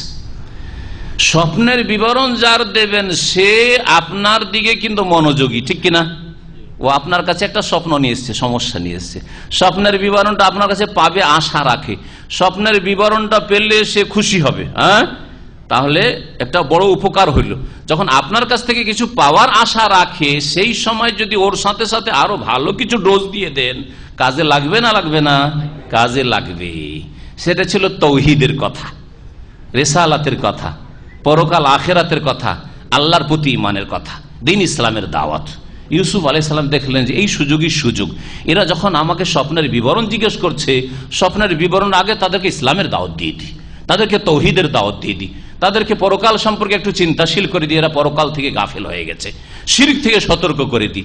তৌহিদের দাওয়াত দেওয়া শুরু করলেন। প্রত্যেক মুসলিম আপন আপন জায়গায় দায়ী, দ্বীনের দিকে এইভাবে আহ্বান করবে, কথার দ্বারা করবে, কাজের দ্বারা করবে, আখলাক চরিত্র দ্বারা করবে, আদান প্রদান দ্বারা করবে। প্রত্যেকটি আপনার নড়া চড়ার মাধ্যমে ইসলামের কথা যাতে করে অন্যের কাছে, অমুসলিমদের কাছে পৌঁছাতে পারেন, তৌহিদের কথা শিরকপন্থী মুসলিমদের কাছে পৌঁছাতে পারেন, সুন্নতের কথা বিদাতি মুসলিমদের কাছে পৌঁছাতে পারেন, নামাজের কথা, ফরজ ওয়াজিবের কথা যাতে করে বেনামাজিদের কাছে, আধা নামাজিদের কাছে পৌঁছাতে পারেন। দ্বীন ইসলামের বিভিন্ন বিধিবিধান কেমন করে মানুষের কাছে পৌঁছাবেন, সুযোগ পেলে পৌঁছাবার চেষ্টা করবেন। দেখছেন যে এই লোকটা এখন খোলা মনে কথা বলছে, দুনিয়ার কথা আলোচনা করছে। আজকাল পার্টিতে ডাকে, বিভিন্ন পার্টিগুলো হয় বৃহস্পতিবার, শুক্রবার বা যেই দিনগুলো ছুটি। আজকাল রাতে বিশেষ করে ফ্যামিলি নিয়ে যারা থাকে, খাওয়া দাওয়াতে মেতে থাকে, আর রাত 2-3টা পর্যন্ত খেয়ে দিয়ে সারা রাত জেগে আসে, ফজর তো পড়ে না অধিকাংশই তারা। এদেরকে বলবো যে আল্লাহর হস্তে ওদের মধ্যে 1-2 জন তো ভালো মানুষ আছেন, আলাইসা মিনকুম রাজুলুন রাশীদ, একটাও কি ভালো মানুষ নেই? অবশ্যই কিছু ভালো মানুষ আছে। তাহলে আল্লাহর হস্তে ওই দুনিয়ার গল্প, কে কত টাকা ইনকাম করতে পারলেন, কে কোন পোস্ট থেকে কোন পোস্টে উঠলেন, আর কে কত দুনিয়া হাসিল করতে পারলেন, কে কত জায়গায় রেখেছেন আর বাড়ি করে রেখেছেন, এইসব গল্প গুজবে সাথ না দিয়ে ওরা দুনিয়ার গল্প করছে। আপনি কিছু দিনের কথা পেশ করেন, আপনি কিন্তু ইসলামের কথা পেশ করেন, আপনি ইসলামিক সেন্টারের কথা তাদের মগজে ঢুকিয়ে দেন, আর দ্বীন ইসলাম শেখার গুরুত্বটা একটু ঢুকিয়ে দেওয়ার চেষ্টা করেন, দাওয়াতের ক্ষেত্র তৈরি করেন। আপনি যেখানেই সুযোগ পাবেন সেখানে দ্বীন ইসলামের দাওয়াত দেওয়ার চেষ্টা করবেন। যেগুলি ক্ষেত্র রয়েছে, যেদিকে ইঙ্গিত করলাম, অমুসলিমকে দাওয়াত দেবেন, মুসলিম যারা গুনাহগার, পাপিষ্ট, ফাসিক, তাদেরকে ইসলামের দাওয়াত দেবেন। মুসলিম ধর্মকর্ম করছে কিন্তু ভ্রান্ত পথে শিরক বিদআতে ধর্মকর্ম করছে, তাদেরকেও ইসলামের তৌহিদ সুন্নতের দাওয়াত দেবেন। আল্লাহ যেন আমাদের সকলকে তৌফিক দান করেন। যেমন ইউসুফ আলাইহিস সালামকে আল্লাহ পাক তৌফিক, জেলেও তিনি ইসলামের দাওয়াত দিয়েছেন। একজন দায়ী শুধু জেলের বাইরে ইসলামের দাওয়াত দেবে কথা নয়, জেলে গেলেও সেখানে তার ক্ষেত্র রয়েছে, সুবর্ণ সুযোগ রয়েছে, কারণ ওখানে মাজলুম, ওখানে মানুষ অনেকে জুলমে আছে, আর অনেকে অপরাধী হইলেও সেখানে মনটা ভালো আছে, আর অপরাধ করতে পারে না, আর অপরাধ করার জন্য যে শাস্তি হয়েছে সেই জন্য মনটা অনেকটা ভালো হয়ে আছে, মন মেজাজ ঠিক আছে। সেখানে তাদেরকে এই জাহান্নামের রাস্তা থেকে উদ্ধার করা খুব সহজ, যার ফলে আপনি সেখানেও আল্লাহ যদি কখনো পৌঁছে দেন, আল্লাহ না করেন পৌঁছান, চাইছে না যে কোনো মুসলিমকে আল্লাহ পাকের বালা মুসিবতে লিপ্ত করুন, কিন্তু যদি কোনো ভাই পৌঁছে যান সেখানেও দ্বীন ইসলামের দাওয়াত পেশ করবেন। আল্লাহ যেন আমাদেরকে সব জায়গায় দ্বীনের দাওয়াত পেশ করার তৌফিক দান করেন। ইউসুফ আলাইহিস সালাম বলছেন যে দেখো, তোমাদের এই দ্রুত আমি স্বপ্নের তাবির করে দেব, কিন্তু শোনো, এটা কে শিখিয়েছেন? প্রথম কথা আমার রব, আমার এটা বিদ্যা বুদ্ধির ফসল না, আর আমার যোগ্যতা আমি অহংকার করছি না, এটা আমার রব যিনি আসমান জমিনের মালিক, তিনি আমার রব, তিনি আল্লাহ আমাকে শিখিয়েছেন। ইন্নী তারাকতু মিল্লাতা কওমিন, আমি ছেড়ে দিয়েছি, পরিত্যাগ করেছি সেই জাতির ধর্মকর্ম, লা ইউমিনুনা বিল্লাহ, যেই জাতি আল্লাহর প্রতি বিশ্বাস রাখে না, কাফেরদের ধর্ম পরিত্যাগ করেছি। ওহম বিল আখিরাত হুম কাফিরুন, আর যেই জাতি আখিরাত পরকালকে অস্বীকার করে সেই জাতির ধর্মকে ত্যাগ করেছি। তার মানে শিরক আর কুফরির ধর্ম ত্যাগ করে তৌহিদের অনুসারী হয়েছি, আল্লাহর নাজিলকৃত দ্বীনের অনুসারী হয়েছি। শুরু করলেন তৌহিদের দাওয়াত দেওয়া আর আখিরাতের দাওয়াত দেওয়া। আরো বলছেন তাহলে তৌহিদের দাওয়াত কোথায় পাবে? যেখানে সেখানে পাবে না, ইব্রাহিম আলাইহিস সালামের আদর্শে পাবে, ইসহাকের আদর্শে পাবে, আমার পূর্বপুরুষ ইয়াকুব তার আদর্শে পাবে। হ্যাঁ, আমার বাপ ইয়াকুব, হ্যাঁ তার বাপ ইসহাক আর তার বাপ ইব্রাহিম। তাই বলছেন ওয়াত্তাবাতু মিল্লাত আবাই, আর আমি অনুসরণ করি আমার পূর্বপুরুষদের দ্বীনের, পূর্বপুরুষদের নিয়ে আসা দিনের আল্লাহর তরফ থেকে। ইব্রাহিম তারা হচ্ছেন ইব্রাহিম আলাইহিস সালাম, ওয়া ইসহাক, ইসহাক আলাইহিস সালাম তার দাদা, ওয়া ইয়াকুব, ইয়াকুব আলাইহিস সালাম ইউসুফ আলাইহিস সালামের পিতা। মা কানা লানা আন নুশরিকা বিল্লাহি শাই, আমাদের জন্য উচিত নয় যে আল্লাহর সাথে কোনো কিছুকে শরীক করব, কোনো সময় সম্ভব নয় যে আমরা আল্লাহর সাথে কাউকে বা কোনো কিছুকে শরীক করব, কখনো মুশরিক হইতে পারি না। যালিকা মিন ফাদলিল্লাহি আলাইনা, এটা হচ্ছে আল্লাহর অনুগ্রহ আমাদের উপর, আল্লাহর অনুগ্রহ যে আল্লাহ আমাদেরকে তৌহিদ প্রতিষ্ঠা করার তৌফিক দিয়েছেন, শিরক মুক্ত হওয়ার তৌফিক দান করেছেন, পরকালে বিশ্বাসী করেছেন। ওয়ালান নাস, শুধু আমাদের উপর, আমাদের বংশধরের উপর না, ওয়ালান নাস মানব জাতির উপর আল্লাহ পাকের ফজল ও করম রয়েছে, অনুগ্রহ রয়েছে যে তাদেরকে দিন শিখাবার জন্য, দিনের তৌহিদের দাওয়াতের জন্য আম্বিয়া রাসূলগণকে আল্লাহ পাক পাঠিয়েছেন। ওয়ালাকিন্না আকসারান নাস লা ইয়াশকুরুন, তবে অধিকাংশ মানুষ আল্লাহ পাকের শুকরিয়া আদায় করে না, আল্লাহর দিনকে মানে না। সুতরাং শুকরিয়া আদায় করেন, অন্তর থেকে শুকরিয়া আদায় করতে হবে, কথার দ্বারা শুকরিয়া আদায় করতে হবে। আল্লাহর দিন মেনে নিয়ে যা পালন করার পালন করি, আর যা বর্জন করার বর্জন করে আল্লাহ পাক রব্বুল আলামিনের শুকরিয়া আদায় করতে হবে। অধিকাংশ মানুষ এই শুকরিয়া আদায় করে না। ইয়া সাহেব ইয়া সিজনে, হে জেলের দুই সঙ্গী, দুই বন্ধু, সাহেব বন্ধু সঙ্গী, এই জেলের এই দুই বন্ধুকে সম্বোধন করে বলছেন। আরো দেখেন, আরো দাওয়াত চলছে, ছেড়ে দেননি।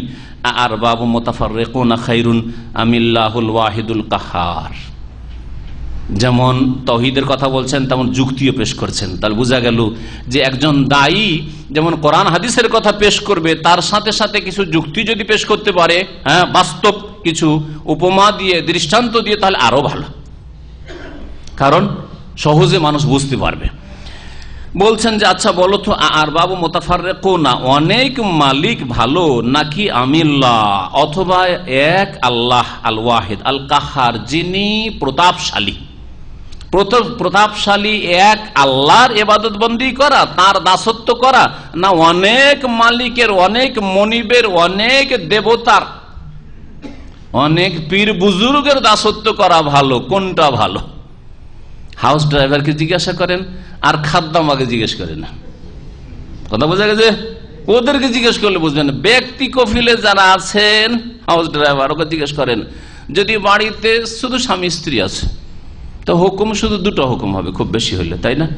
আর তারপরে যদি স্ত্রীও মাশাআল্লাহ দিনদার পরে যত স্বামী যা হুকুম করে তাই, স্বামী যেটা বলে ওইটাই, বাস একটা হুকুম হয়ে যায়, সকালে এই কাজ করো, বিকালে এই কাজ করো, দুপুরে এই কাজ করো, কাজ শেষ, ঠিক কিনা? কিন্তু কোন মানুষের যদি 5টা ভাই আছে আর প্রত্যেক ভাইয়ের 5-7টা করে ছেলে মেয়ে আছে, আর সবাই মালিক একবার হুকুম করে, একবার মালিক নি হুকুম করে, একবার মালিকের বড় মেয়ে, বড় ছেলে, ছোট মেয়ে, ছোট ছেলে, অমুক ছেলে, অমুক ছেলে, অমুক তমুক ভাই, তমুক ভাই, তাল রুহ। একজন বলছে যাও, একজন আসো। এই টি বয়দের অবস্থা মাঝে মাঝে এরকম হয়। মাঝে মাঝে বলা হয় যে ওই হলটা একটু অপরিষ্কার আছে, পরিষ্কার করেন। বলছে অমুক মদির বলছে আমার জন্য চা নিয়ে আসো। আর মেলা মদির, ছোট ছোট মদির মেলা, বড় মদির একটাই, কিন্তু ছোট ছোট মদির মেলা, যে একটু ঘোরা চেয়ার নিয়ে আসে সেই মদির হয়ে বসে আছে। বলছেন না, বলছে অমুক চা নিয়ে আসতে বলেছে, অমুক চা নিয়ে আসতে বলছে, অমুক আমাকে বলছে কফি নিয়ে আসো, অমুক ভদ্রলোক বাড়ি থেকে বাসা থেকে নাস্তা করে আসে নাই, এই অফিসের ওই ডিউটি টাইমে নাস্তা করবে। আমি জীবনে আলহামদুলিল্লাহ করি নাই কাজ। এই রেকর্ড অন্তত রাখতে পেরেছি যে নাস্তা করব খালি পেটে এসে অফিস টাইমে, এই কাজ আমি করি না। আর হুকুম করবো যাও নাস্তা নিয়ে আসো, না, এটা বর্জনীয়। কেন নাস্তা করবেন আপনি এখানে? আপনার কাছে কেউ ডিউটি যদি করতে আসে, আপনার কর্মচারী, আর আসার পরে প্রথম কাজ হচ্ছে যে চা নিয়ে আয়, কফি নিয়ে আয়, নাস্তা নিয়ে আয়, তাহলে কেমন লাগে আপনাকে? চা কফি খাবে, নাস্তা করবে আধা ঘন্টা, তারপরে কাজ শুরু করবে, আপনাকে কেমন লাগবে? আপনি যদি মালিক হতেন, চাকর না হয়ে, তো কেন করবেন আপনি? নিজের সময় নাস্তা করেন, আপনি বাড়িতে আধা ঘন্টা আগে উঠে যান বাসায়, আর তারপরে নাস্তা করে আসেন। তো যার অনেক মালিক তার দুর্দশার শেষ নেই, সারাদিন হুকুম চলতে আছে, কোন হাকিমের কথা যে পালন করবে দিশে পায় না, দিশে হারা। তো এই যুক্তি পেশ করলেন ইউসুফ আলাইহিস সালাম। আচ্ছা বলো তো, আর বাবুন রব্বুনের বহু বচন আর বাব, রব্বুনের বহু বচন আর বাব, অনেক মালিক ভালো নাকি এক আল্লাহ যিনি প্রতাপশালী তিনি এক মালিক হওয়া ভালো? আর সত্যি আলহামদুলিল্লাহ আমরা না কোন দেবদেবীকে ভয় করি, আর না কোন পীর ওলি মুর্শিদ সে ক্ষতি করে দিবে বা লাভ করে দিবে আশা রাখি বা ভয় করি। এক আল্লাহকে ভয় করি, এক আল্লাহর কাছে আশা রাখি, যার ফলে কোনো টেনশন নাই। দিবেন তবু আল্লাহ, নেবেন তবু আল্লাহ, ঠিক কিনা? কত মনের শান্তি। কিন্তু মুশরিক, আরে এক মাজারের বাবাকে রাজি করে এলাম, আর এক বাবা যে নারাজ হয়ে যাবে, না গেলে আমার বাপ তো এইখানেও যেত, আটরসি গিয়েছে, আবার চিন্তা যে মাছ ভান্ডারি গেলাম না, ও যদি নারাজ হয়ে যায়। হ্যাঁ, ওইখানে গিয়েছি, আরে শাহজালাল যায়নি, ওই বাবা যদি নারাজ হয়ে যায়। আচ্ছা দেশের গুলোকে কোন রকম দু চারটাকে রাজি করলাম, তো যে খাজা বাবার কাছে না, ও তো বড় বাবা, আবার গরিবের নামাজ, তো ভারতে যদি না, তো নারাজ হয়ে গেলে তো বালা মুসিবত চলে আসবে। বেশি পয়সা হয়েছে তো খাজা বাবাকে রাজি করলাম, গৌসুল আজম জিলানিকে যদি রাজি না করি, তাহলে যদি আবার কোন বিপদ আপদ নিয়ে আসে, পেরেশানির শেষ নাই, পেরেশানির শেষ নাই, ঠিক কিনা? এইরকমই দেবদেবীর পূজারীদের অবস্থা। সরস্বতীকে রাজি করলাম, তখন দুর্গাকে রাজি করতে হবে, দুর্গা রাজি করলাম তো লক্ষ্মীকে রাজি করতে হবে, না সরস্বতী না হয় বিদ্যা দিবে, তারপর রুজি কে দিবে, তো লক্ষ্মীকে রাজি করতে হবে। সুবহানাল্লাহ, আলহামদুলিল্লাহ বলেন আলহামদুলিল্লাহ। আল্লাহ তৌহিদ দান করেছেন, ঈমান দান করেছেন, ইসলাম দান করেছেন, শিরক মুক্ত হওয়ার তৌফিক দান করেছেন। মা তা'বুদুনা মিন দুনিহি ইল্লা আসমা। তারপরে ইউসুফ আলাইহিস সালাম বলছেন যে তোমরা যেসবের পূজা করছো এগুলি শুধু কল্পিত নাম মাত্র, এইসব দেবদেবীদের নাম। তাহলে বোঝা গেল যে ওই জাতি, যেই জাতির কাছে ইউসুফ আলাইহিস সালাম দাস হয়ে পৌঁছেছিলেন, মিশরের জাতি, তারা মূর্তি পূজক ছিল, তারা মুশরিক ছিল, পৌত্তলিক ছিল। এই জন্য বলছেন মা তা'বুদুনা মিন দুনিহি, আল্লাহকে বাদ দিয়ে যেসবের তোমরা পুজো করছো এগুলি হচ্ছে কি ইল্লা আসমা, একমাত্র নাম, শুধু তোমরা নাম, কল্পিত নাম রেখেছো। এটা হচ্ছে লাত, এটা হোবাল, এটা মানাত, এটা উজ্জা, এটা হচ্ছে দুর্গা, এটা সরস্বতী, এটা শনি, এটা তমুক, এইসব নাম তোমাদের কল্পিত নাম। সাম্মাইতুমুহা আনতুম, তোমরা এগুলি নাম রেখেছো, আল্লাহ নাম রাখেননি এগুলি। সাম্মাইতুমুহা আনতুম ওয়া আবাউকুম, তোমাদের পূর্বপুরুষরা এইসব কল্পিত নাম রেখেছে। মা আনজালাল্লাহু বিহা মিন সুলতান, এগুলির কোন দলিল প্রমাণ আল্লাহ কোন কিতাবে নাজিল করেননি, কোন নবীর মাধ্যমে নাজিল করেননি। এই জন্য আমি বলি যে শিরকের ধর্ম আল্লাহ কখনো নাজিল করেন নাই। যত নবী রাসূল পাঠিয়েছেন সবার মাধ্যমে একই ধর্ম, তাওহীদের ধর্ম নাজিল করেছেন, ঈমান ইসলামের ধর্ম আল্লাহ পাক রব্বুল আলামিন নাজিল করেছেন। এই জন্য ইব্রাহিম আলাইহিস সালাম মুসলিম ছিলেন, নূহ আলাইহিস সালাম মুসলিম ছিলেন, মুসা আলাইহিস সালাম মুসলিম ছিলেন, ঈসা আলাইহিস সালাম মুসলিম ছিলেন, মুহাম্মদুর রাসূলুল্লাহ সাল্লাল্লাহু আলাইহি ওয়াসাল্লাম মুসলিম, আমরা সকলেই মুসলিম। আল্লাহ এর কোন দলিল নাজিল করেননি যে সব নাম তোমরা বানিয়েছো বা তোমরা সাব্যস্ত করেছো আর সেগুলির পুজো করছো। ইনিল হুকমা ইল্লা লিল্লাহ, বিচারের মালিক তো একমাত্র আল্লাহ, চূড়ান্ত ফয়সালার মালিক, হুকমের মালিক, আদেশ নিষেধের মালিক একমাত্র আল্লাহ। আল হুকম, আদেশ নিষেধের মালিক একমাত্র আল্লাহ রব্বুল আলামিন। আল্লাহ হুকমের মালিক, এইটুকু নেই এক শ্রেণীর লোকেরা দিয়ে বলে যখন আল্লাহ বিচারের মালিক, আদেশ নিষেধের মালিক, তাহলে কি চলবে হবে? তাওহীদুল হাকিমিয়া হইতে হবে। তারা তাওহীদের তিন প্রকারের জায়গায় আরেকটা প্রকার তারা বের করেছে, বলছে তাওহীদে রুবুবিয়ত, তাওহীদে উলুহিয়ত, তাওহীদুল আসমা ওয়া সিফাত আর তাওহীদুল হাকিমিয়ত। তাওহীদুল হাকিমিয়তের রহস্য কি বুঝেন? হ্যাঁ, শুনেছেন কোনদিন? তাওহীদুল হাকিমা মানে হচ্ছে আল্লাহ যেহেতু হাকিম, সুতরাং হুকুমত হবে আল্লাহর হুকুমত, হুকুমত ইলাহিয়া কায়েম হবে। এক যুগ ধরে হুকুমত ইলাহিয়া বলে আসলো, তখন বড় বড় ওলামারা যখন তাদের উপর আপত্তি তুললো, এতরাজ করলো যে আরে হুকুমতে ইলাহিয়া এই টার্মটা তো 1400 বছর ইতিহাসে কোনো মুহাদ্দিস, কোনো মুফাসসির কেউ তো বলেন নাই।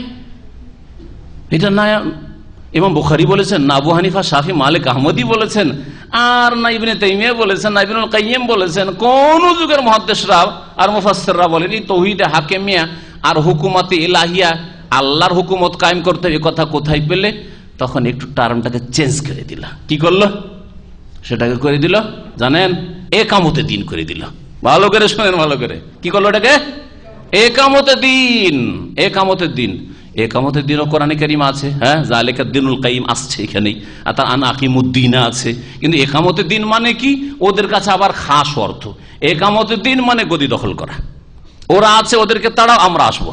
বেঈমানরা আছে, ইসলামপন্থীরা আসবো, আর ওদেরকে তাড়াইতে হবে। এনি হাও, যেভাবে হোক না কেন তাড়াইতে হবে, দিয়ে আমাদেরকে দখল করতে হবে। আল্লাহ দখল করার কথা বলেনি, আল্লাহ বলছে শর্ত পুরা করো, লায়াস্তাখলিফান্নাহুম, দেবো তোমাদেরকে। খেলাফত নেও বলেননি, বলেছেন খেলাফত দেবো। আল্লাহ বলছেন ইস্তেখলাফ মানে হচ্ছে খেলাফত দান করা, আল্লাহ দান করবেন বলেছেন, কিন্তু শর্ত হচ্ছে ইয়াবুদুনানি লা ইউশরিকুনা বি শাইআ। আর এরা বলছেন না, নেওয়ার জন্য কাড়াকাড়ি করতে হবে, নেওয়ার জন্য সংগ্রাম করতে হবে, নেওয়ার জন্য রাস্তাঘাটে নামতে হবে। শুধু পুরুষদের নেমে হবে না, মহিলাদেরকেও নামতে হবে। যেমন অমুক দেশে নেমেছে, তেমন আমাদের দেশেও মহিলাদেরকে নামতে হবে। এসব কথা তাদের। একামতের দিন হুকুমত এলাহি থেকে চেঞ্জ করে তাদের মুরব্বী সাহেব হুকুমত এলাহি, তার কিতাব, সবগুলি কিতাবে, অনেক কিতাব পড়েছি আমি, হুকুমত এলাহি এখন চেঞ্জ করে একামতের দিন করা হয়েছে। একামতের দিন মানে গদি দখল করা, একামতের দিন মানে গদি দখল করা। আমি একটা কথা এই জন্য বলি, আমার অনেক আলোচনাতে বলেছি, যে যেই আয়াতে বিভ্রান্তরা, যেই আয়াতে বেদাতপন্থীরা তাদের দলিল নেওয়ার চেষ্টা করেছে, সেই আয়াতেই তাদের খণ্ডন আছে। আহলে সুন্নাত ওয়াল জামাতের আকীদা যে রিয়াজে আলোচনা করলাম, তাতে এই কথাটা বলেছি। যেই আয়াত থেকে দলিল নিয়েছে, দেখবেন কোন বিদআতীরা যে আমাদের দলিল যে ইনিল হুকমু ইল্লা লিল্লাহ, হুকুম কার চলবে, রাজত্ব কার চলবে, আল্লাহর চলবে। তাওহীদুল হাকিমিয়া, হাকিমিয়াতের ক্ষেত্রে তাওহীদুল হাকিম, তাওহীদ হইতে হবে। এটা তাওহীদ রুবুবিয়্যারই অন্তর্ভুক্ত। আমি বলছি না যে আল্লাহর আইন দিয়ে বিচার করতে হবে, মানুষের তৈরি করা আইন দিয়ে বিচার করতে হবে, না, কখনো না। মানুষের তৈরি করা আইন বর্জনীয়, মানব রচিত বিধান বর্জনীয়। আল্লাহ পাক রব্বুল আলামিনের দান করা, নাজেল করা জীবন বিধান জীবনের প্রতিটি ক্ষেত্রে বাস্তবায়ন করতে হবে। কিন্তু সেটাই ইসলামের লক্ষ্য উদ্দেশ্য, বড় ইবাদত হচ্ছে গদিতে যাওয়া, তাওহীদুল হাকিমে, এই কথাটি ভুল। ইসলামের পুরো টার্গেটটাই হচ্ছে নামাজ, রোজা, হজ, যাকাতের গদিতে যাওয়া। এই ব্যাখ্যাটা হচ্ছে অপব্যাখ্যা, ভালো করে বুঝেন। কারণ এখানেই বিভ্রান্ত করে রেখেছে অনেক ধার্মিক লোকদেরকে, বেধর্মীদেরকে নয়, ধার্মিক লোকদেরকে বিভ্রান্ত করে রেখেছে অনেকে। এইরকম এরা তাওহীদুল হাকিম নিয়ে এসছে। আমি কি বললাম যে ওই আয়াতে তাদের খণ্ডন রয়েছে। দেখেন এখানে হুকুমের কথা আল্লাহ বলছেন, আল্লাহরই হুকুম হবে, আর হুকুম তারপরে আল্লাহ বলছেন কি, পড়ে দেখুন তারপরে কি আছে, আমারা আল্লাহ তাবুদু ইল্লা ইয়াহু, আল্লাহ নির্দেশ দিয়েছেন যে তার ইবাদত ছাড়া কারও ইবাদত করবে না। তাহলে আল্লাহ তাবুদু ইল্লা ইয়াহু, এতে তাওহীদুল উলুহিয়া আছে না নেই, তাওহীদুল ইবাদত আছে না নেই? যারা তাওহীদ বুঝেন, তাওহীদের প্রকরণ বুঝেন, তাহলে বোঝা গেল যে হুকুম আল্লাহর মানে ইসলামের উদ্দেশ্য হচ্ছে, আল্লাহর নাজিলকৃত বিধানের উদ্দেশ্য হচ্ছে ইবাদত আল্লাহর জন্য সুপ্রতিষ্ঠিত করা। কারণ ইবাদতের ক্ষেত্রেই কাফের মুশরিকরা বিরোধিতা করেছে রাসূলুল্লাহ সাল্লাল্লাহু আলাইহি ওয়াসাল্লামের। তাওহীদুল উলুহিয়াতে, তাওহীদুল ইবাদাতে, তাওহীদ রুবুবিয়্যাতে বিরোধিতা করেনি তারা। কারণ নবী করিম সাল্লাল্লাহু আলাইহি ওয়াসাল্লামকে তারা মক্কার রাজত্ব দিতে চেয়েছিল, ওখানে তাওহীদুল হাকিমিয়ত হয়ে যাচ্ছিল, হচ্ছিল না? তোমাকে রাজা বানিয়ে ইন কুনতা তুরিদু মুলকান মাল্লাকনাকা, মক্কার মালিক বানিয়ে দিয়েছি, কিন্তু আমাদের দেবদেবীর বিরুদ্ধে বলবেন না, এটাই না তারা বলেছিল। তাহলে তাওহীদুল হাকিমিয়ত হয়ে যাচ্ছিল, কিন্তু নবী কেন কবুল করেন না? তাহলে বোঝা ইসলামের উদ্দেশ্য শুধু গদিটা দখল করা না, ইসলামের উদ্দেশ্য সার্বিক জীবনে ইসলামের বাস্তবায়ন করা। আর সেটা হচ্ছে যেই ক্ষেত্রে নবী রাসূলগণের সাথে দ্বন্দ্ব করেছে কাফের মুশরিকরা যুগে যুগে, সেটা প্রতিষ্ঠা করা, সেটা হচ্ছে তাওহীদে উলুহিয়া, তাওহীদুল ইবাদাহ। এই জন্য সমস্ত নবী রাসূলগণ শিরকের বিরুদ্ধে সংগ্রাম করেছেন, শিরকের বিরুদ্ধে জিহাদ করেছেন। শিরক দুই রকম, কবর মাজার পূজার শিরক আর হচ্ছে মূর্তি পূজার শিরক। সমস্ত রকম শিরকের বিরুদ্ধে তারা সংগ্রাম করেছেন। আর অল্প কিছু নবীদেরকে এর সাথে সাথে আল্লাহ খেলাফত দিয়েছেন। অধিকাংশ নবীকে আল্লাহ পাক রব্বুল আলামিন নেতৃত্ব খেলাফত দেননি, কিন্তু তারা তাদের লক্ষ্য উদ্দেশ্যে কামিয়াব, তারা সাকসেস অবশ্যই। তাহলে বোঝা গেল যে ইসলামের উদ্দেশ্য শুধু গদিটা দখল করা নয়। কিন্তু যদি আল্লাহ পাক সুযোগ দিয়ে দেন আর শর্ত পুরা করে দিলেন, আল্লাহ সুযোগ দিলেন, তখন ইসলামী আইনের সার্বিক জীবনে বাস্তবায়ন করবেন, দণ্ডবিধান কায়েম করবেন, কোরআন হাদিসের অবশ্যই করতে হবে। এরকমই আর এক দল যখন তবলিগি নেশাব তৈরি করলো, তখন অনেকে বললো আরে তবলিগি নেশাব মানে তো কোর্স হয়, কিতাবের নাম ছিল প্রথম দিকে, কিন্তু আজকে থেকে 40 বছর আগে তবলিগি নেশাব। ভুলে যাবেন আপনারা যদি এই ঘটনা না জানেন, তাহলে তবলিগি নেশাব ছিল। তারপরে ওগুলোকে কি করলো, যখন এই এতরাজ হইতে লাগলো, তখন ওই নাম দিয়ে দিল কি, ফাজাইল আমল। ফাজাইল আমলও যখন শিরক বিদআত দেখানো হইলো, তখন এখন ফাজাইল আমল বাদ দিয়ে একটা নতুন কিতাব সংকলন করলো, কিতাবের নাম হচ্ছে মুনতাখাব হাদিস, এগুলো হচ্ছে ইতিহাস। আল্লাহ পাক রব্বুল সমস্ত রকমের শিরক বিদআত থেকে বেঁচে থাকার জন্য তৌফিক দান করে। মুনতাখাব হাদিসে যদি শিরকি কিচ্ছা কাহিনী থেকে মুক্ত করা হয়, তবে জাল জয়ীফ হাদিস থেকে মুক্ত করা হয়নি। জয়ীফ হাদিস অবশ্যই আছে, আর তারপরে ওইটাই মুনতাখাব হাদিসই কেন যেতে হবে? বুখারী অসুবিধাটা কি? তাফসীর পড়তে অসুবিধাটা কি? যেই ক্ষেত্রে কোনো ইখতিলাফ নাই যে কোরআনে কারীম সবচাইতে বড় কিতাব দ্বীন ইসলামের, আর তারপরে সবচাইতে বড় কিতাব হচ্ছে সহিহুল বুখারী, সেই কিতাব থেকে দর্শ করতে অসুবিধাটা কি মসজিদে? আল্লাহ পাক রব্বুনা বলছেন, ইনিল হুকমা ইল্লা লিল্লাহ, বিচার হুকুম আদেশ হবে একমাত্র আল্লাহর। আমারা সেই আল্লাহ নির্দেশ দিয়েছেন, আল্লাহ তা'বুদু ইল্লা ইয়াহু, তার ছাড়া কারো ইবাদত করবে না। যালিকা দ্বীনুল কাইয়্যিম, আর এটাই হচ্ছে সুপ্রতিষ্ঠিত দিন, এটা হচ্ছে দ্বীনে কাইয়্যিম, এটাই হচ্ছে ইকামতে দিন। আরো শুনে রাখে, এটা হচ্ছে ইকামতে দিন আর দ্বীনুল কাইয়্যিম। ইকামতে দিন মানে এই না যে দেশে কবর মাজার পূজা থাক, পীর পূজা থাক, ব্যক্তি পূজা থাক, অন্ধত্ব থাক, বিভিন্ন রকমের পূজা থেকে যাক, আর শুধু আমাদেরকে ওপরে পাঠিয়ে দেন যথেষ্ট না, কিছুই না। পুতুলের মতো আমাকে নাচতে হবে, নাচাবে, পুতুল নিয়ে যেমন বাচ্চারা খেলা, আমাকে নিয়ে খেলা করবে বাতিলপন্থীরা। শিরক মুক্ত যদি দেশকে না করতে পারেন, তো কখনো আল্লাহ রাব্বুল আলামিনের জমিনে শান্তি প্রতিষ্ঠা হবে না। যালিকা দ্বীনুল কাইয়্যিম, এটা হচ্ছে দিন প্রতিষ্ঠা করা। ওয়ালাকিন্না আকসারান নাস লা ইয়ালামুন, কিন্তু অধিকাংশ লোক জানে না। সত্যি অধিকাংশ লোক জানে না তাওহীদে উলুহিয়াতের জন্যই যে দ্বন্দ্ব হয়েছে নবী রাসূলগণদের সাথে জাতির কাফের মুশরিকদের, অধিকাংশ মানুষই জানে না। ইয়া সাহিবে আসসিজনে, হে জেলের দুই সঙ্গী, আম্মা আহাদুকুমা, এখন তাওহীদের দাওয়াত দিয়ে দেওয়ার পরে, ইসলামের দাওয়াত দেওয়ার পরে, আখিরাত সম্পর্কে দাওয়াত দেওয়ার পরে, শিরক সম্পর্কে সতর্ক করার পরে শহীদিনের দিক নির্দেশনা দিলেন যে শহীদিন যদি চাও, ইব্রাহিমের দিন খোঁজ করো, ইসহাকের দিন খোঁজ করো, ইয়াকুবের দিন খোঁজ করো। এই কথা বলে দেওয়ার পরে বলছেন যে তোমাদের স্বপ্নের তাবির নাও। আম্মা আহাদুকুমা, তোমাদের দুইজনের একজন ফায়াসকি রাব্বাহু খামরা, নিজ মনিবকে মদ পান করাবে। স্বপ্ন কি দেখেছিল বলেন দেখি? একজন স্বপ্নে কি দেখেছিল?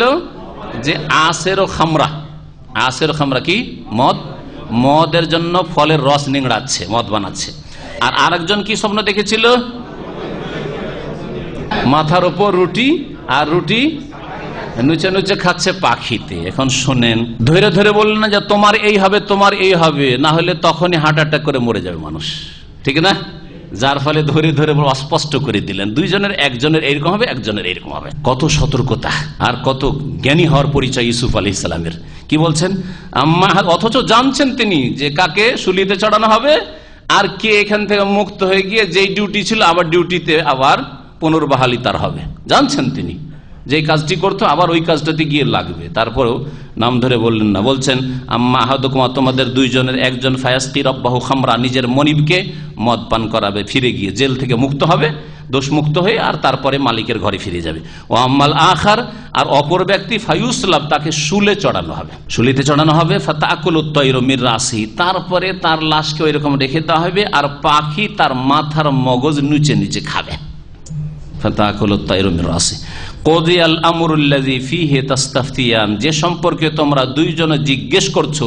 ইস্তেফতা মানে ফতোয়া জিজ্ঞেস করা, এখানে ইস্তেফতা মানে জিজ্ঞেস করার অর্থ রয়েছে। তোমরা যে জিজ্ঞেস করছো যে সম্পর্কে, সেই সম্পর্কে চূড়ান্ত ফয়সালা হয়ে গেছে, আল্লাহ রাব্বুল আলামিনের চূড়ান্ত ফয়সালা হয়ে গেছে, এইরকমই ঘটবে তোমাদের। ওয়াকাল লিল্লাযী যান্না আন্নাহু নাজিম মিনহুমা উযকুরনি ইনদা রাব্বিক, দুইজনকে তো চেনেন যে কার কি হবে। একজনের এই জেল থেকে শুলির কাছে চলে যেতে হবে, আর আরেকজন ফিরে যাবে। তো যেই লোকটি ফিরে যাবে জানতেন, ওকে গোপনে বললেন যে এক কাজ করো, তুমি তো মুক্ত হয়ে যাবে জেল থেকে গেলে, আর ও ছিল ও রাজার দাস, রাজাকে ও মদ খাওয়াইতো, মদ তৈরি করে খাওয়াইতো ফলের রস থেকে। তুমি এক কাজ করে গিয়ে রাজাকে বলবে যে একজন কয়েদি আমাদের সাথে ছিল, আমার কথাটি বলিও, স্মরণ করিয়ে দিও, হয়তো ভুলে গেছেন আমাকে যেভাবে জেলে পাঠানো হয়েছে, কোনো দোষ নেই, কিছু নেই, এই কেসের কোনো খোঁজ খবর নেই, তদন্ত নেই, কি হয়েছে আমার কথাটা স্মরণ করিয়ে দিও। ওয়াকালা, ইউসুফ আলাইহিস সালাম বলে, লিল্লাযী জান্না, ওই ব্যক্তিকে যেই ব্যক্তির ধারণা ছিল আন্নাহু নাজিম মিনহুমা, দুইজনের মধ্যে সে পরিত্রাণ পাবে, নাজিয়ুন নাজাত পাবে। উযকুরনি ইনদা রাব্বিক, তোমার মনিবের সামনে আমার কথা একটু আলোচনা করিও, যে ইউসুফ বলে একজন কয়েদি আছে, তার খবরটা কি, তার কেসটা কি, কি জন্য সে জেলে, এরকম। ফানসাহু শয়তান ও যিকরা রাব্বিহি, কিন্তু তাকে ভুলিয়ে দিয়েছিল ওই ব্যক্তিকে, যে লোকটি দোষমুক্ত হয়ে গেল, রাজার দরবারে আবার ও ডিউটিতে গেল, সে ভুলে গেছে, শয়তান তাকে ভুলিয়ে দিয়েছে যিকরা রাব্বিহি, তার মনিবের সামনে ইউসুফ আলাইহিস সালামের কথা আলোচনা করা। ইউসুফ আলাইহিস সালামের কথা আলোচনা করবে এই কথাটি ভুলেই গেছে, আরামের জীবন পেয়েছে, শয়তান ভুলিয়ে দিয়েছে। এরকমটা হয়, মানুষ যখন সুখের জীবন পায় তখন অতীত কালটা ভুলে যায়, অতীতে কি হয়েছিল না হয়েছিল, জেলে কার সাথে ছিলাম, কি বলেছিল, এইসব খোঁজ খবরই নাই, ব্যস্ত হয়ে গেছে দুনিয়ায়। আবার ফালাবিসা ফিস সিজনি বিদআ সিনিন, যার ফলে ইউসুফ আলাইহিস সালাম জেলে কয়েক বছর অতিবাহিত করলেন, অবস্থান করলেন। ভুলে গেছে, আর খোঁজ খবর নেই, কেউ খোঁজও নেই না, আর খবরটাও পৌঁছাইতে পারে না কি হয়েছে না হয়েছে, জেলে কয়েক বছর কেটে গেল। কত বছর কেটেছে? প্রসিদ্ধ উক্তি হচ্ছে 7 বছর। ইমাম ইবনে কাসির রাহমাতুল্লাহ আলাইহি 7 বছরের কথা উল্লেখ করেছেন। অন্যান্য কিছু তাফসিরে এর চাইতে ভিন্ন কিছু লেখা হয়েছে। একদল লিখেছেন যে 12 বছর তিনি জেলে কাটিয়েছিলেন, আর একদল লিখেছেন 14 বছর তিনি জেলে কাটিয়েছিলেন, আল্লাহু আলাম। যাই হোক, দীর্ঘদিন জেলে তিনি কাটিয়েছেন মজলুম অবস্থায়। এতে থেকে বোঝা যায় যে যারাই জেলে যায় তারা অপরাধী নয়, কখনো মনে করবেন না। জেলে আমরা বক্তব্যের জন্য যাই, আমরা কিন্তু এই দৃষ্টিভঙ্গি নিয়ে দেখি না যে আমার সামনে যে শ্রোতাগুলি সবগুলি অপরাধী, এই নজরে কখনো দেখি না। হতে পারে ফাঁসানো হয়েছে তাকে, হতে পারে সে তার বেকুফির কারণে ফেঁসে গেছে, আসলে না, আসলে অপরাধ করেনি, কিন্তু যে অপরাধ করেছে পালিয়ে গেছে, ও সামনে পেয়েছে, গায়েব তো আর জানে না যারা ধরেছে, হাতে নাতে পেয়ে গেছে তার সামনে হয়তো সেই অবৈধ মাল, ওকেই ধরে নিয়েছে। অনেকেই অপরাধী নয়, আবার অনেকেই অপরাধী, অপরাধীদেরকে আল্লাহ তওবা করে সংশোধন করার তৌফিক দান করেন। আর যারা মজলুম নির্দোষী, আল্লাহ তাদের জুলমের অবসান ঘটান, তাদের জুলমকে দূর করেন। আল্লাহ পাক রব্বুল আলামিন তাদেরকে যেন মুক্তি দান করেন। বলছিলাম যে আল্লাহ রব্বুল আলামিন কি বলছেন, ফালাবিসা ফিস সিজনি বিদআ সিনিন, ইউসুফ আলাইহিস সালাম কয়েক বছর জেলে থেকে, ওয়া ক্বাল আল মালিকু ইন্নী আরা সাবা বাকারাতিন সিমানিন ইয়াকুলুহুন্না সাবউন ইজাফ ওয়া সাবআ সুমবুলাতিন খুদর ওয়া উখরা ইয়াবিসাত। এর মধ্যেই বাদশাহ যে মিশরের রাজা, তিনি এক স্বপ্ন দেখেছেন। স্বপ্নে কি দেখেছেন? তার এক আজব স্বপ্ন। স্বপ্ন ছিল 7টি হিষ্টপুষ্ট গাভী, মোটা তাজা 7টা গরু গাভীকে দেখছেন, আর সেই 7টা মোটা তাজা গরুকে দুর্বল শীর্ণ জীর্ণ গাভীতে খেয়ে ফেলছে। কমজোর দুর্বলগুলিতে মোটা তাজা গাভীগুলি 7টা গাভীতে খেয়ে ফেলছে। আর তার সাথে সাথে আরো স্বপ্নে দেখছেন ওয়াসাবা সম্বুলাতিন খুজর, 7টি সবুজ শীষ, শীষ বুঝলেন তো, হ্যাঁ, যেগুলোতে দানা থাকে, ধানের শীষ, গমের শীষ, ওয়া উখরা ইয়াবিসাত, আর 7টি শুকনো দেখছেন, 7টি শুকনো শীষ দেখছেন, আর 7টি কি সবুজ আর তরতাজা শীষ দেখছেন। এই স্বপ্নে দেখলে আজব স্বপ্ন। বলছেন ওয়াকাল আল মালিক, বাদশাহ রাজা। তাহলে রাজা আরেকজন, আর আজিজে মিসর ছিলেন গবেষকদের নিকটে তিনি অর্থমন্ত্রী, অর্থ দপ্তর বা খাদ্যমন্ত্রী, খাদ্যের দায়িত্বে বা অর্থের দায়িত্বে। ওয়াকাল আল মালিক, মিশরের রাজা বলল, ইন্নী আরা সাবা বাকারাতিন সিমান, আমি 7টি মোটা তাজা গাভীকে দেখছি, ইয়াকুলুহুন্না, সেগুলিকে খেয়ে যাচ্ছে, সাবুন এজাফ, 7টি দুর্বল গাভী, ওয়া সাবা সুমবুলাতিন খুদর, আর 7টি সবুজ শীষ দেখছি, ওয়া উখরা ইয়াবিসাত, আর অন্যগুলি শুষ্ক দেখছি, অন্য শীষ দেখছি সেগুলি শুকনো বা শুষ্ক। ইয়া আইয়ুহাল মালাউ, হে সভাসদগণ, মন্ত্রী সভাতে যত লোক আছে, পরামর্শদাতা, উপদেষ্টা, ওদেরকে জিজ্ঞেস করছেন সম্বোধন করে, আফতুনি ফি রুয়ায়া, আমার এই স্বপ্ন সম্পর্কে তোমরা কিছু বলো, স্বপ্নের বিবরণ আমাকে জানাও। ইন কুনতুম লিররুয়া তাবরুন, যদি তোমরা স্বপ্নের তাবির করতে পারো, বিবরণ দিতে পারো, ব্যাখ্যা করতে পারো। কালু, এখানে তাফসীরকাররা বলছেন যে সেই সময় মিশর রাজা এই স্বপ্ন দেখার পরে দেশের যত গণক ছিল, জ্যোতিষী ছিল, জাদুঘর ছিল, সবকে ডাকলো, নেতারা ছিল, আমির ওমারা ছিল, সবগুলিকে জমা করলো। আর জমা করার পরে সবাই বলল যে আমি এইরকম এক আজব স্বপ্ন দেখেছি, এইরকম স্বপ্ন জীবনে দেখিনি, ব্যাপারটা কি, এই স্বপ্নের তোমরা বিবরণ বলো। ওরা শোনার পরে বলছি, এটা আবার কোন স্বপ্ন হইলো? 7টা মোটা তাজা গাভীকে আবার দুর্বল জীর্ণ গাভীতে খেয়ে যাচ্ছে, আর 7টা শীষ দেখেছেন তাজা, আর 7টা শুষ্ক দেখেছেন, আবার কি জিনিস হলো? এটা কল্পিত কথা, অনর্থক, অর্থহীন স্বপ্ন। কালু, ওরা উত্তরও বলেছিল সকলে, আদগাসু আহলামিন, এ হচ্ছে আবল তাবল স্বপ্ন। আদগাসু আহলাম, আহলাম হুলমের বহুবচন। হুল মানে মনে খেয়ালে যা আসে তা দেখা। দিনে যেসব খেয়াল আসলে ওগুলো রাত্রে দেখছেন হয়তো, অথবা শয়তান আপনাকে নিয়ে খেলা করছে, এগুলো হচ্ছে যার কোনো বিবরণ হয় না, তাবির হয় না, যেসব স্বপ্নের কোনো ব্যাখ্যা বিশ্লেষণ হয় না। আদগাসু আহলামিন, এই হচ্ছে আবল তাবল স্বপ্ন বা অর্থহীন স্বপ্ন। অমানানবে তাউইলিল আহলামি বিআলামিন, এক তো এগুলো আমাদের মনে হচ্ছে যে আবল তাবল স্বপ্ন, এ অর্থহীন স্বপ্ন। 2 নম্বর কথা যে আমরা স্বপ্নের বিবরণ সম্পর্কে বেশি বুঝিও না। সকলে বললাম অমানাহানো বেতাউইলিল আহলাম বিআলামিন, স্বপ্ন সম্পর্কে, স্বপ্নের বিবরণ সম্পর্কে আমরা বেশি জানি না। ওয়াকাল আল্লাযী নাজা মিনহুম ওয়াদ্দাকারা বাদা উম্মাতিন আনা উনাব্বিউকুম বিতাউইলিহি ফাআরসিলুন, ওই ব্যক্তি, যেই ব্যক্তি ওই 2 কয়েদি ইউসুফ আলাইহিস সালামের সাথে যে জেলে গিয়েছিল, 2 জনের একজনের তো সুলি হয়ে গেছে, আর আরেকজন ফিরে গেছে, চাকরিতে ফিরে গেছে, রাজার খাদেম। ওই ব্যক্তি, যে ব্যক্তি 2 জনের মধ্যে মুক্তি পেয়েছিল, ওয়াদ্দাকারা বাদা উম্মাহ, আর সে স্মরণ করেছে। ওয়াদ্দাকারা ছিল তাজাক্কারা, ওয়াদ্দাকারা আসলে ছিল তাজাক্কারা, যা আরবি সার্ফ গ্রামার বুঝেন ভালো করে। এই সেগাটি সাধারণ আলেমদের জন্য বা অল্প পড়াদের জন্য খুব মুশকিল যদি না জেনে থাকে। ওয়াদ্দাকারা জিকির থেকে ওয়াজ্জাক্কারা, তাজাক্কারা, ওয়াদ্দাকারা হয়ে গেছে। তো দাল আর জাল বলা হচ্ছে, দাল আর জাল কারিবুল মাখরাজ, যার ফলে কি করা হয়েছে, ছিল কি তা আর জাল, তা জাল ইদগাম করে দেওয়া হয়েছে। ইদগাম করার পরে সেটাকে দাল করে দেওয়া হয়েছে। তা আদ আর আদ কাছাকাছি না, ইদগাম করে দিয়ে কি করা হয়েছে, ওয়াদ্দাকারা করে দেওয়া হয়েছে। ফাহাল মিম মুদ্দাকির, এইরকমই কোরআনে কেন হয়েছে ফাহাল মিম মুদ্দাক, ওয়ালাকাদ ইয়াসসারনাল কোরআন লিযিকর, কোরআনকে উপদেশ নেওয়ার জন্য সহজ করেছি। ফাহাল মিন মুদ্দাকির, কেউ কি আছে উপদেশ লেনেওয়ালা, উপদেশ গ্রহণকারী। মুযাক্কির ছিল আসলে মুতাযাক্কিরের অর্থে। তো ওইরকম ওয়াদ্দাকারা মানে তাজাক্কারা, ওয়াদ্দাকারা বাদা উম্মাহ, 1 যুগ পরে স্মরণ করেছে। উম্মাতুন মানে এখানে জাতি নয়, সম্প্রদায় নয়। উম্মাত মানে হচ্ছে এখানে সময়, 1 যুগ পরে তার স্মরণ আছে। অনেক দিন হয়ে গেছে, ইউসুফ আলাইহিস সালামের কয়েক বছর জেল থেকে চলে এসেছি আমি, আর ইউসুফ তো একটা কথা বলেছিল গো, আর আমাদের স্বপ্নের বিবরণ দিয়েছিল, আর রাজা একটা স্বপ্ন দেখেছে, এই স্বপ্নের বিবরণ কেউ বলতে পারে না। হঠাৎ করে তখন ইউসুফের নামটা মনে হয়েছে, আমি কিন্তু বলতে পারবো যে কে এই স্বপ্নের বিবরণ দিতে পারে। আর ওই ঘটনাও মনে হয়েছে, আমাকে তো একটা ইউসুফ বলেছিল আমানতের কথা, কিন্তু আমি তো রাজাকে এসে বলতে ভুলে গেছি। কারণ রাজা যদি সিদ্ধান্ত হয়ে যেত তাহলে জেল থেকে মুক্তি পেয়ে যেতেন ইউসুফ আলাইহিস সালাম। মনে মনে লজ্জিত।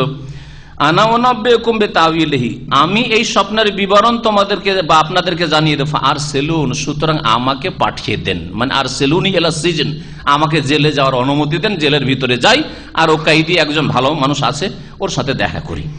ইউসুফ আইয়ুহা সিদ্দিক আফতিনা ফি সাবি বাকারাতিন সিমানিন ইয়াকুলুহুন্না সাবুন ইজাফ ওয়া সাবি সুম্বুলাতিন খুদর ওয়া খারা ইয়াবিসাত লাআল্লি আরজি ইলান নাস লাআল্লাহুম ইয়ালামুন।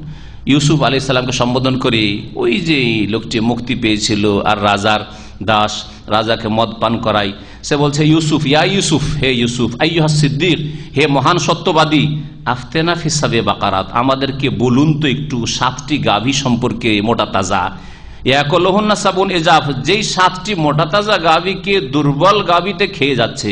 ওয়া সাবি সুম্বুলাত, আর 7টি সবুজ শীষ সম্পর্কে একটু বলুন। ও ওখরা ইয়াবিসাত, আর অন্যগুলি শুষ্ক শীষ, কিছু শুষ্ক শীষ আর কিছু হচ্ছে সবুজ তাজা শীষ। এগুলি স্বপ্নে দেখেছেন কোন এক ব্যক্তি, এই স্বপ্নের বিবরণ একটু বলুন তো দেখি। লাআল্লি আরজু ইলান নাস, যাতে করে আমি মানুষের কাছে, জনসাধারণের কাছে ফিরে যেতে পারি সবাই। লাআল্লাহুম ইয়ালামুন, যাতে করে তারা এই স্বপ্নের বিবরণ জানতে পারে। কালা, ইউসুফ আলাইহিস সালাম বলে, তাজরাউনা সাবআ সিনিনা দাবান, 1 নাগাড়ে তোমরা 7 বছর চাষাবাদ করবে। তাজরাউন, ভালো চাষাবাদ হবে, বৃষ্টি হবে, ভালো চাষাবাদ হবে, ফসল হবে 7 বছর। দাবান মানে হচ্ছে একাধিক ক্রমে। ফামা হাসাদতুম ফাজারুহু ফি সুম্বুলিহি, এই 7 বছর হবে, তারপরে 7 বছর যে দুর্ভিক্ষ পড়বে, তখন এই দুর্ভিক্ষের সাথে মোকাবেলা করা। কথাটি আজকালকার কথা আমি বলবো না, বলতে যাচ্ছিলাম, কারণ এই কথাটি ইমান পরিপন্থী কথা। ইসলাম পরিপন্থী কথা, ইসলামী আকীদার বিরোধী কথা। আজকালকার পত্রপত্রিকা বলছে না, টিভিতে রেডিওতে বলছে না যে আমাদের দেশে বন্যা পরিস্থিতির মোকাবেলা করতে হবে, তার আল্লাহর মোকাবেলা করবে, তাই না? আল্লাহর মোকাবেলা করবে, তাই না? এই কথাটি ভুল, আকীদাগত ভুল, কথা ভুল, আকীদা ভুল, সবকিছুতে ভুল। সুতরাং বলবো যে এই যে 7 বছর খুব ফসল হবে, তারপরে 7 বছর অনাবৃষ্টি দুর্ভিক্ষ দেখা দিবে, তো এই দুর্ভিক্ষকে কি করে কেটে উঠবেন? এই দুর্ভিক্ষের সময় সমস্যার সমাধান কিভাবে করবেন? সমস্যার সমাধান কিভাবে করবেন? ইউসুফ আলাইহিস সালাম স্বপ্নের বিবরণ দেওয়ার সাথে সাথে সমাধানও বলে দিলেন। আরো মজার কথা, তো আরো ভালো লাগলো। আরে স্বপ্নের বিবরণ তো পেলাম, আমাদের যে সংকট রয়েছে, আর্থিক সংকট, সেই সংকটও ঘুচিয়ে দিলেন ইউসুফ আলাইহিস সালাম তার বিদ্যা বুদ্ধি দিয়ে। বলছেন ফামা হাসাদতুম ফাযারুহু ফি সুমবুলি ইল্লা কালিলাম মিম্মা তাকুলুন, যেগুলি তোমরা কেটে নিয়ে আসবে, হাসাদা মানে কেটে নিয়ে আসা, ফসল কেটে নিয়ে আসবে, ফাযারুহু ফি সুমবুলি, সেগুলিকে তোমরা শীষের মধ্যে রেখে দিও, দানাগুলিকে মারবে না, শীষের মধ্যে রেখে দিবে, ইল্লা কালিলান, তবে অল্প কিছু মারিও, মিম্মা তাকুলুন, যা তোমরা খাবে, প্রতি বছরে যা খাওয়ার জন্য লাগে অতটা তোমরা মেরে নিবে। 1 বছর খাওয়া দাওয়া হইলো, তারপরে আগামী বছরের জন্য আবার যতটা খাওয়া দাওয়ার প্রয়োজন হয় ততটা তোমরা কি করবে? মেরে নিবে, তারপরে খাবে। এইভাবে একসাথে সবগুলি মেরে গোলাতে উঠিয়ে নেবে না, কারণ বড় রহস্য রয়েছে, কত সুন্দর জ্ঞান রয়েছে অর্থবিদ্যা সম্পর্কে বা খাদ্যবিদ্যা সম্পর্কে। চিন্তা করুন, যদি দানাকে বের করে নেন তাহলে দ্রুত পোকা লাগবে, আর দানা শীষের মধ্যে যদি সুরক্ষিত থাকে পোকা সহজে লাগবে না।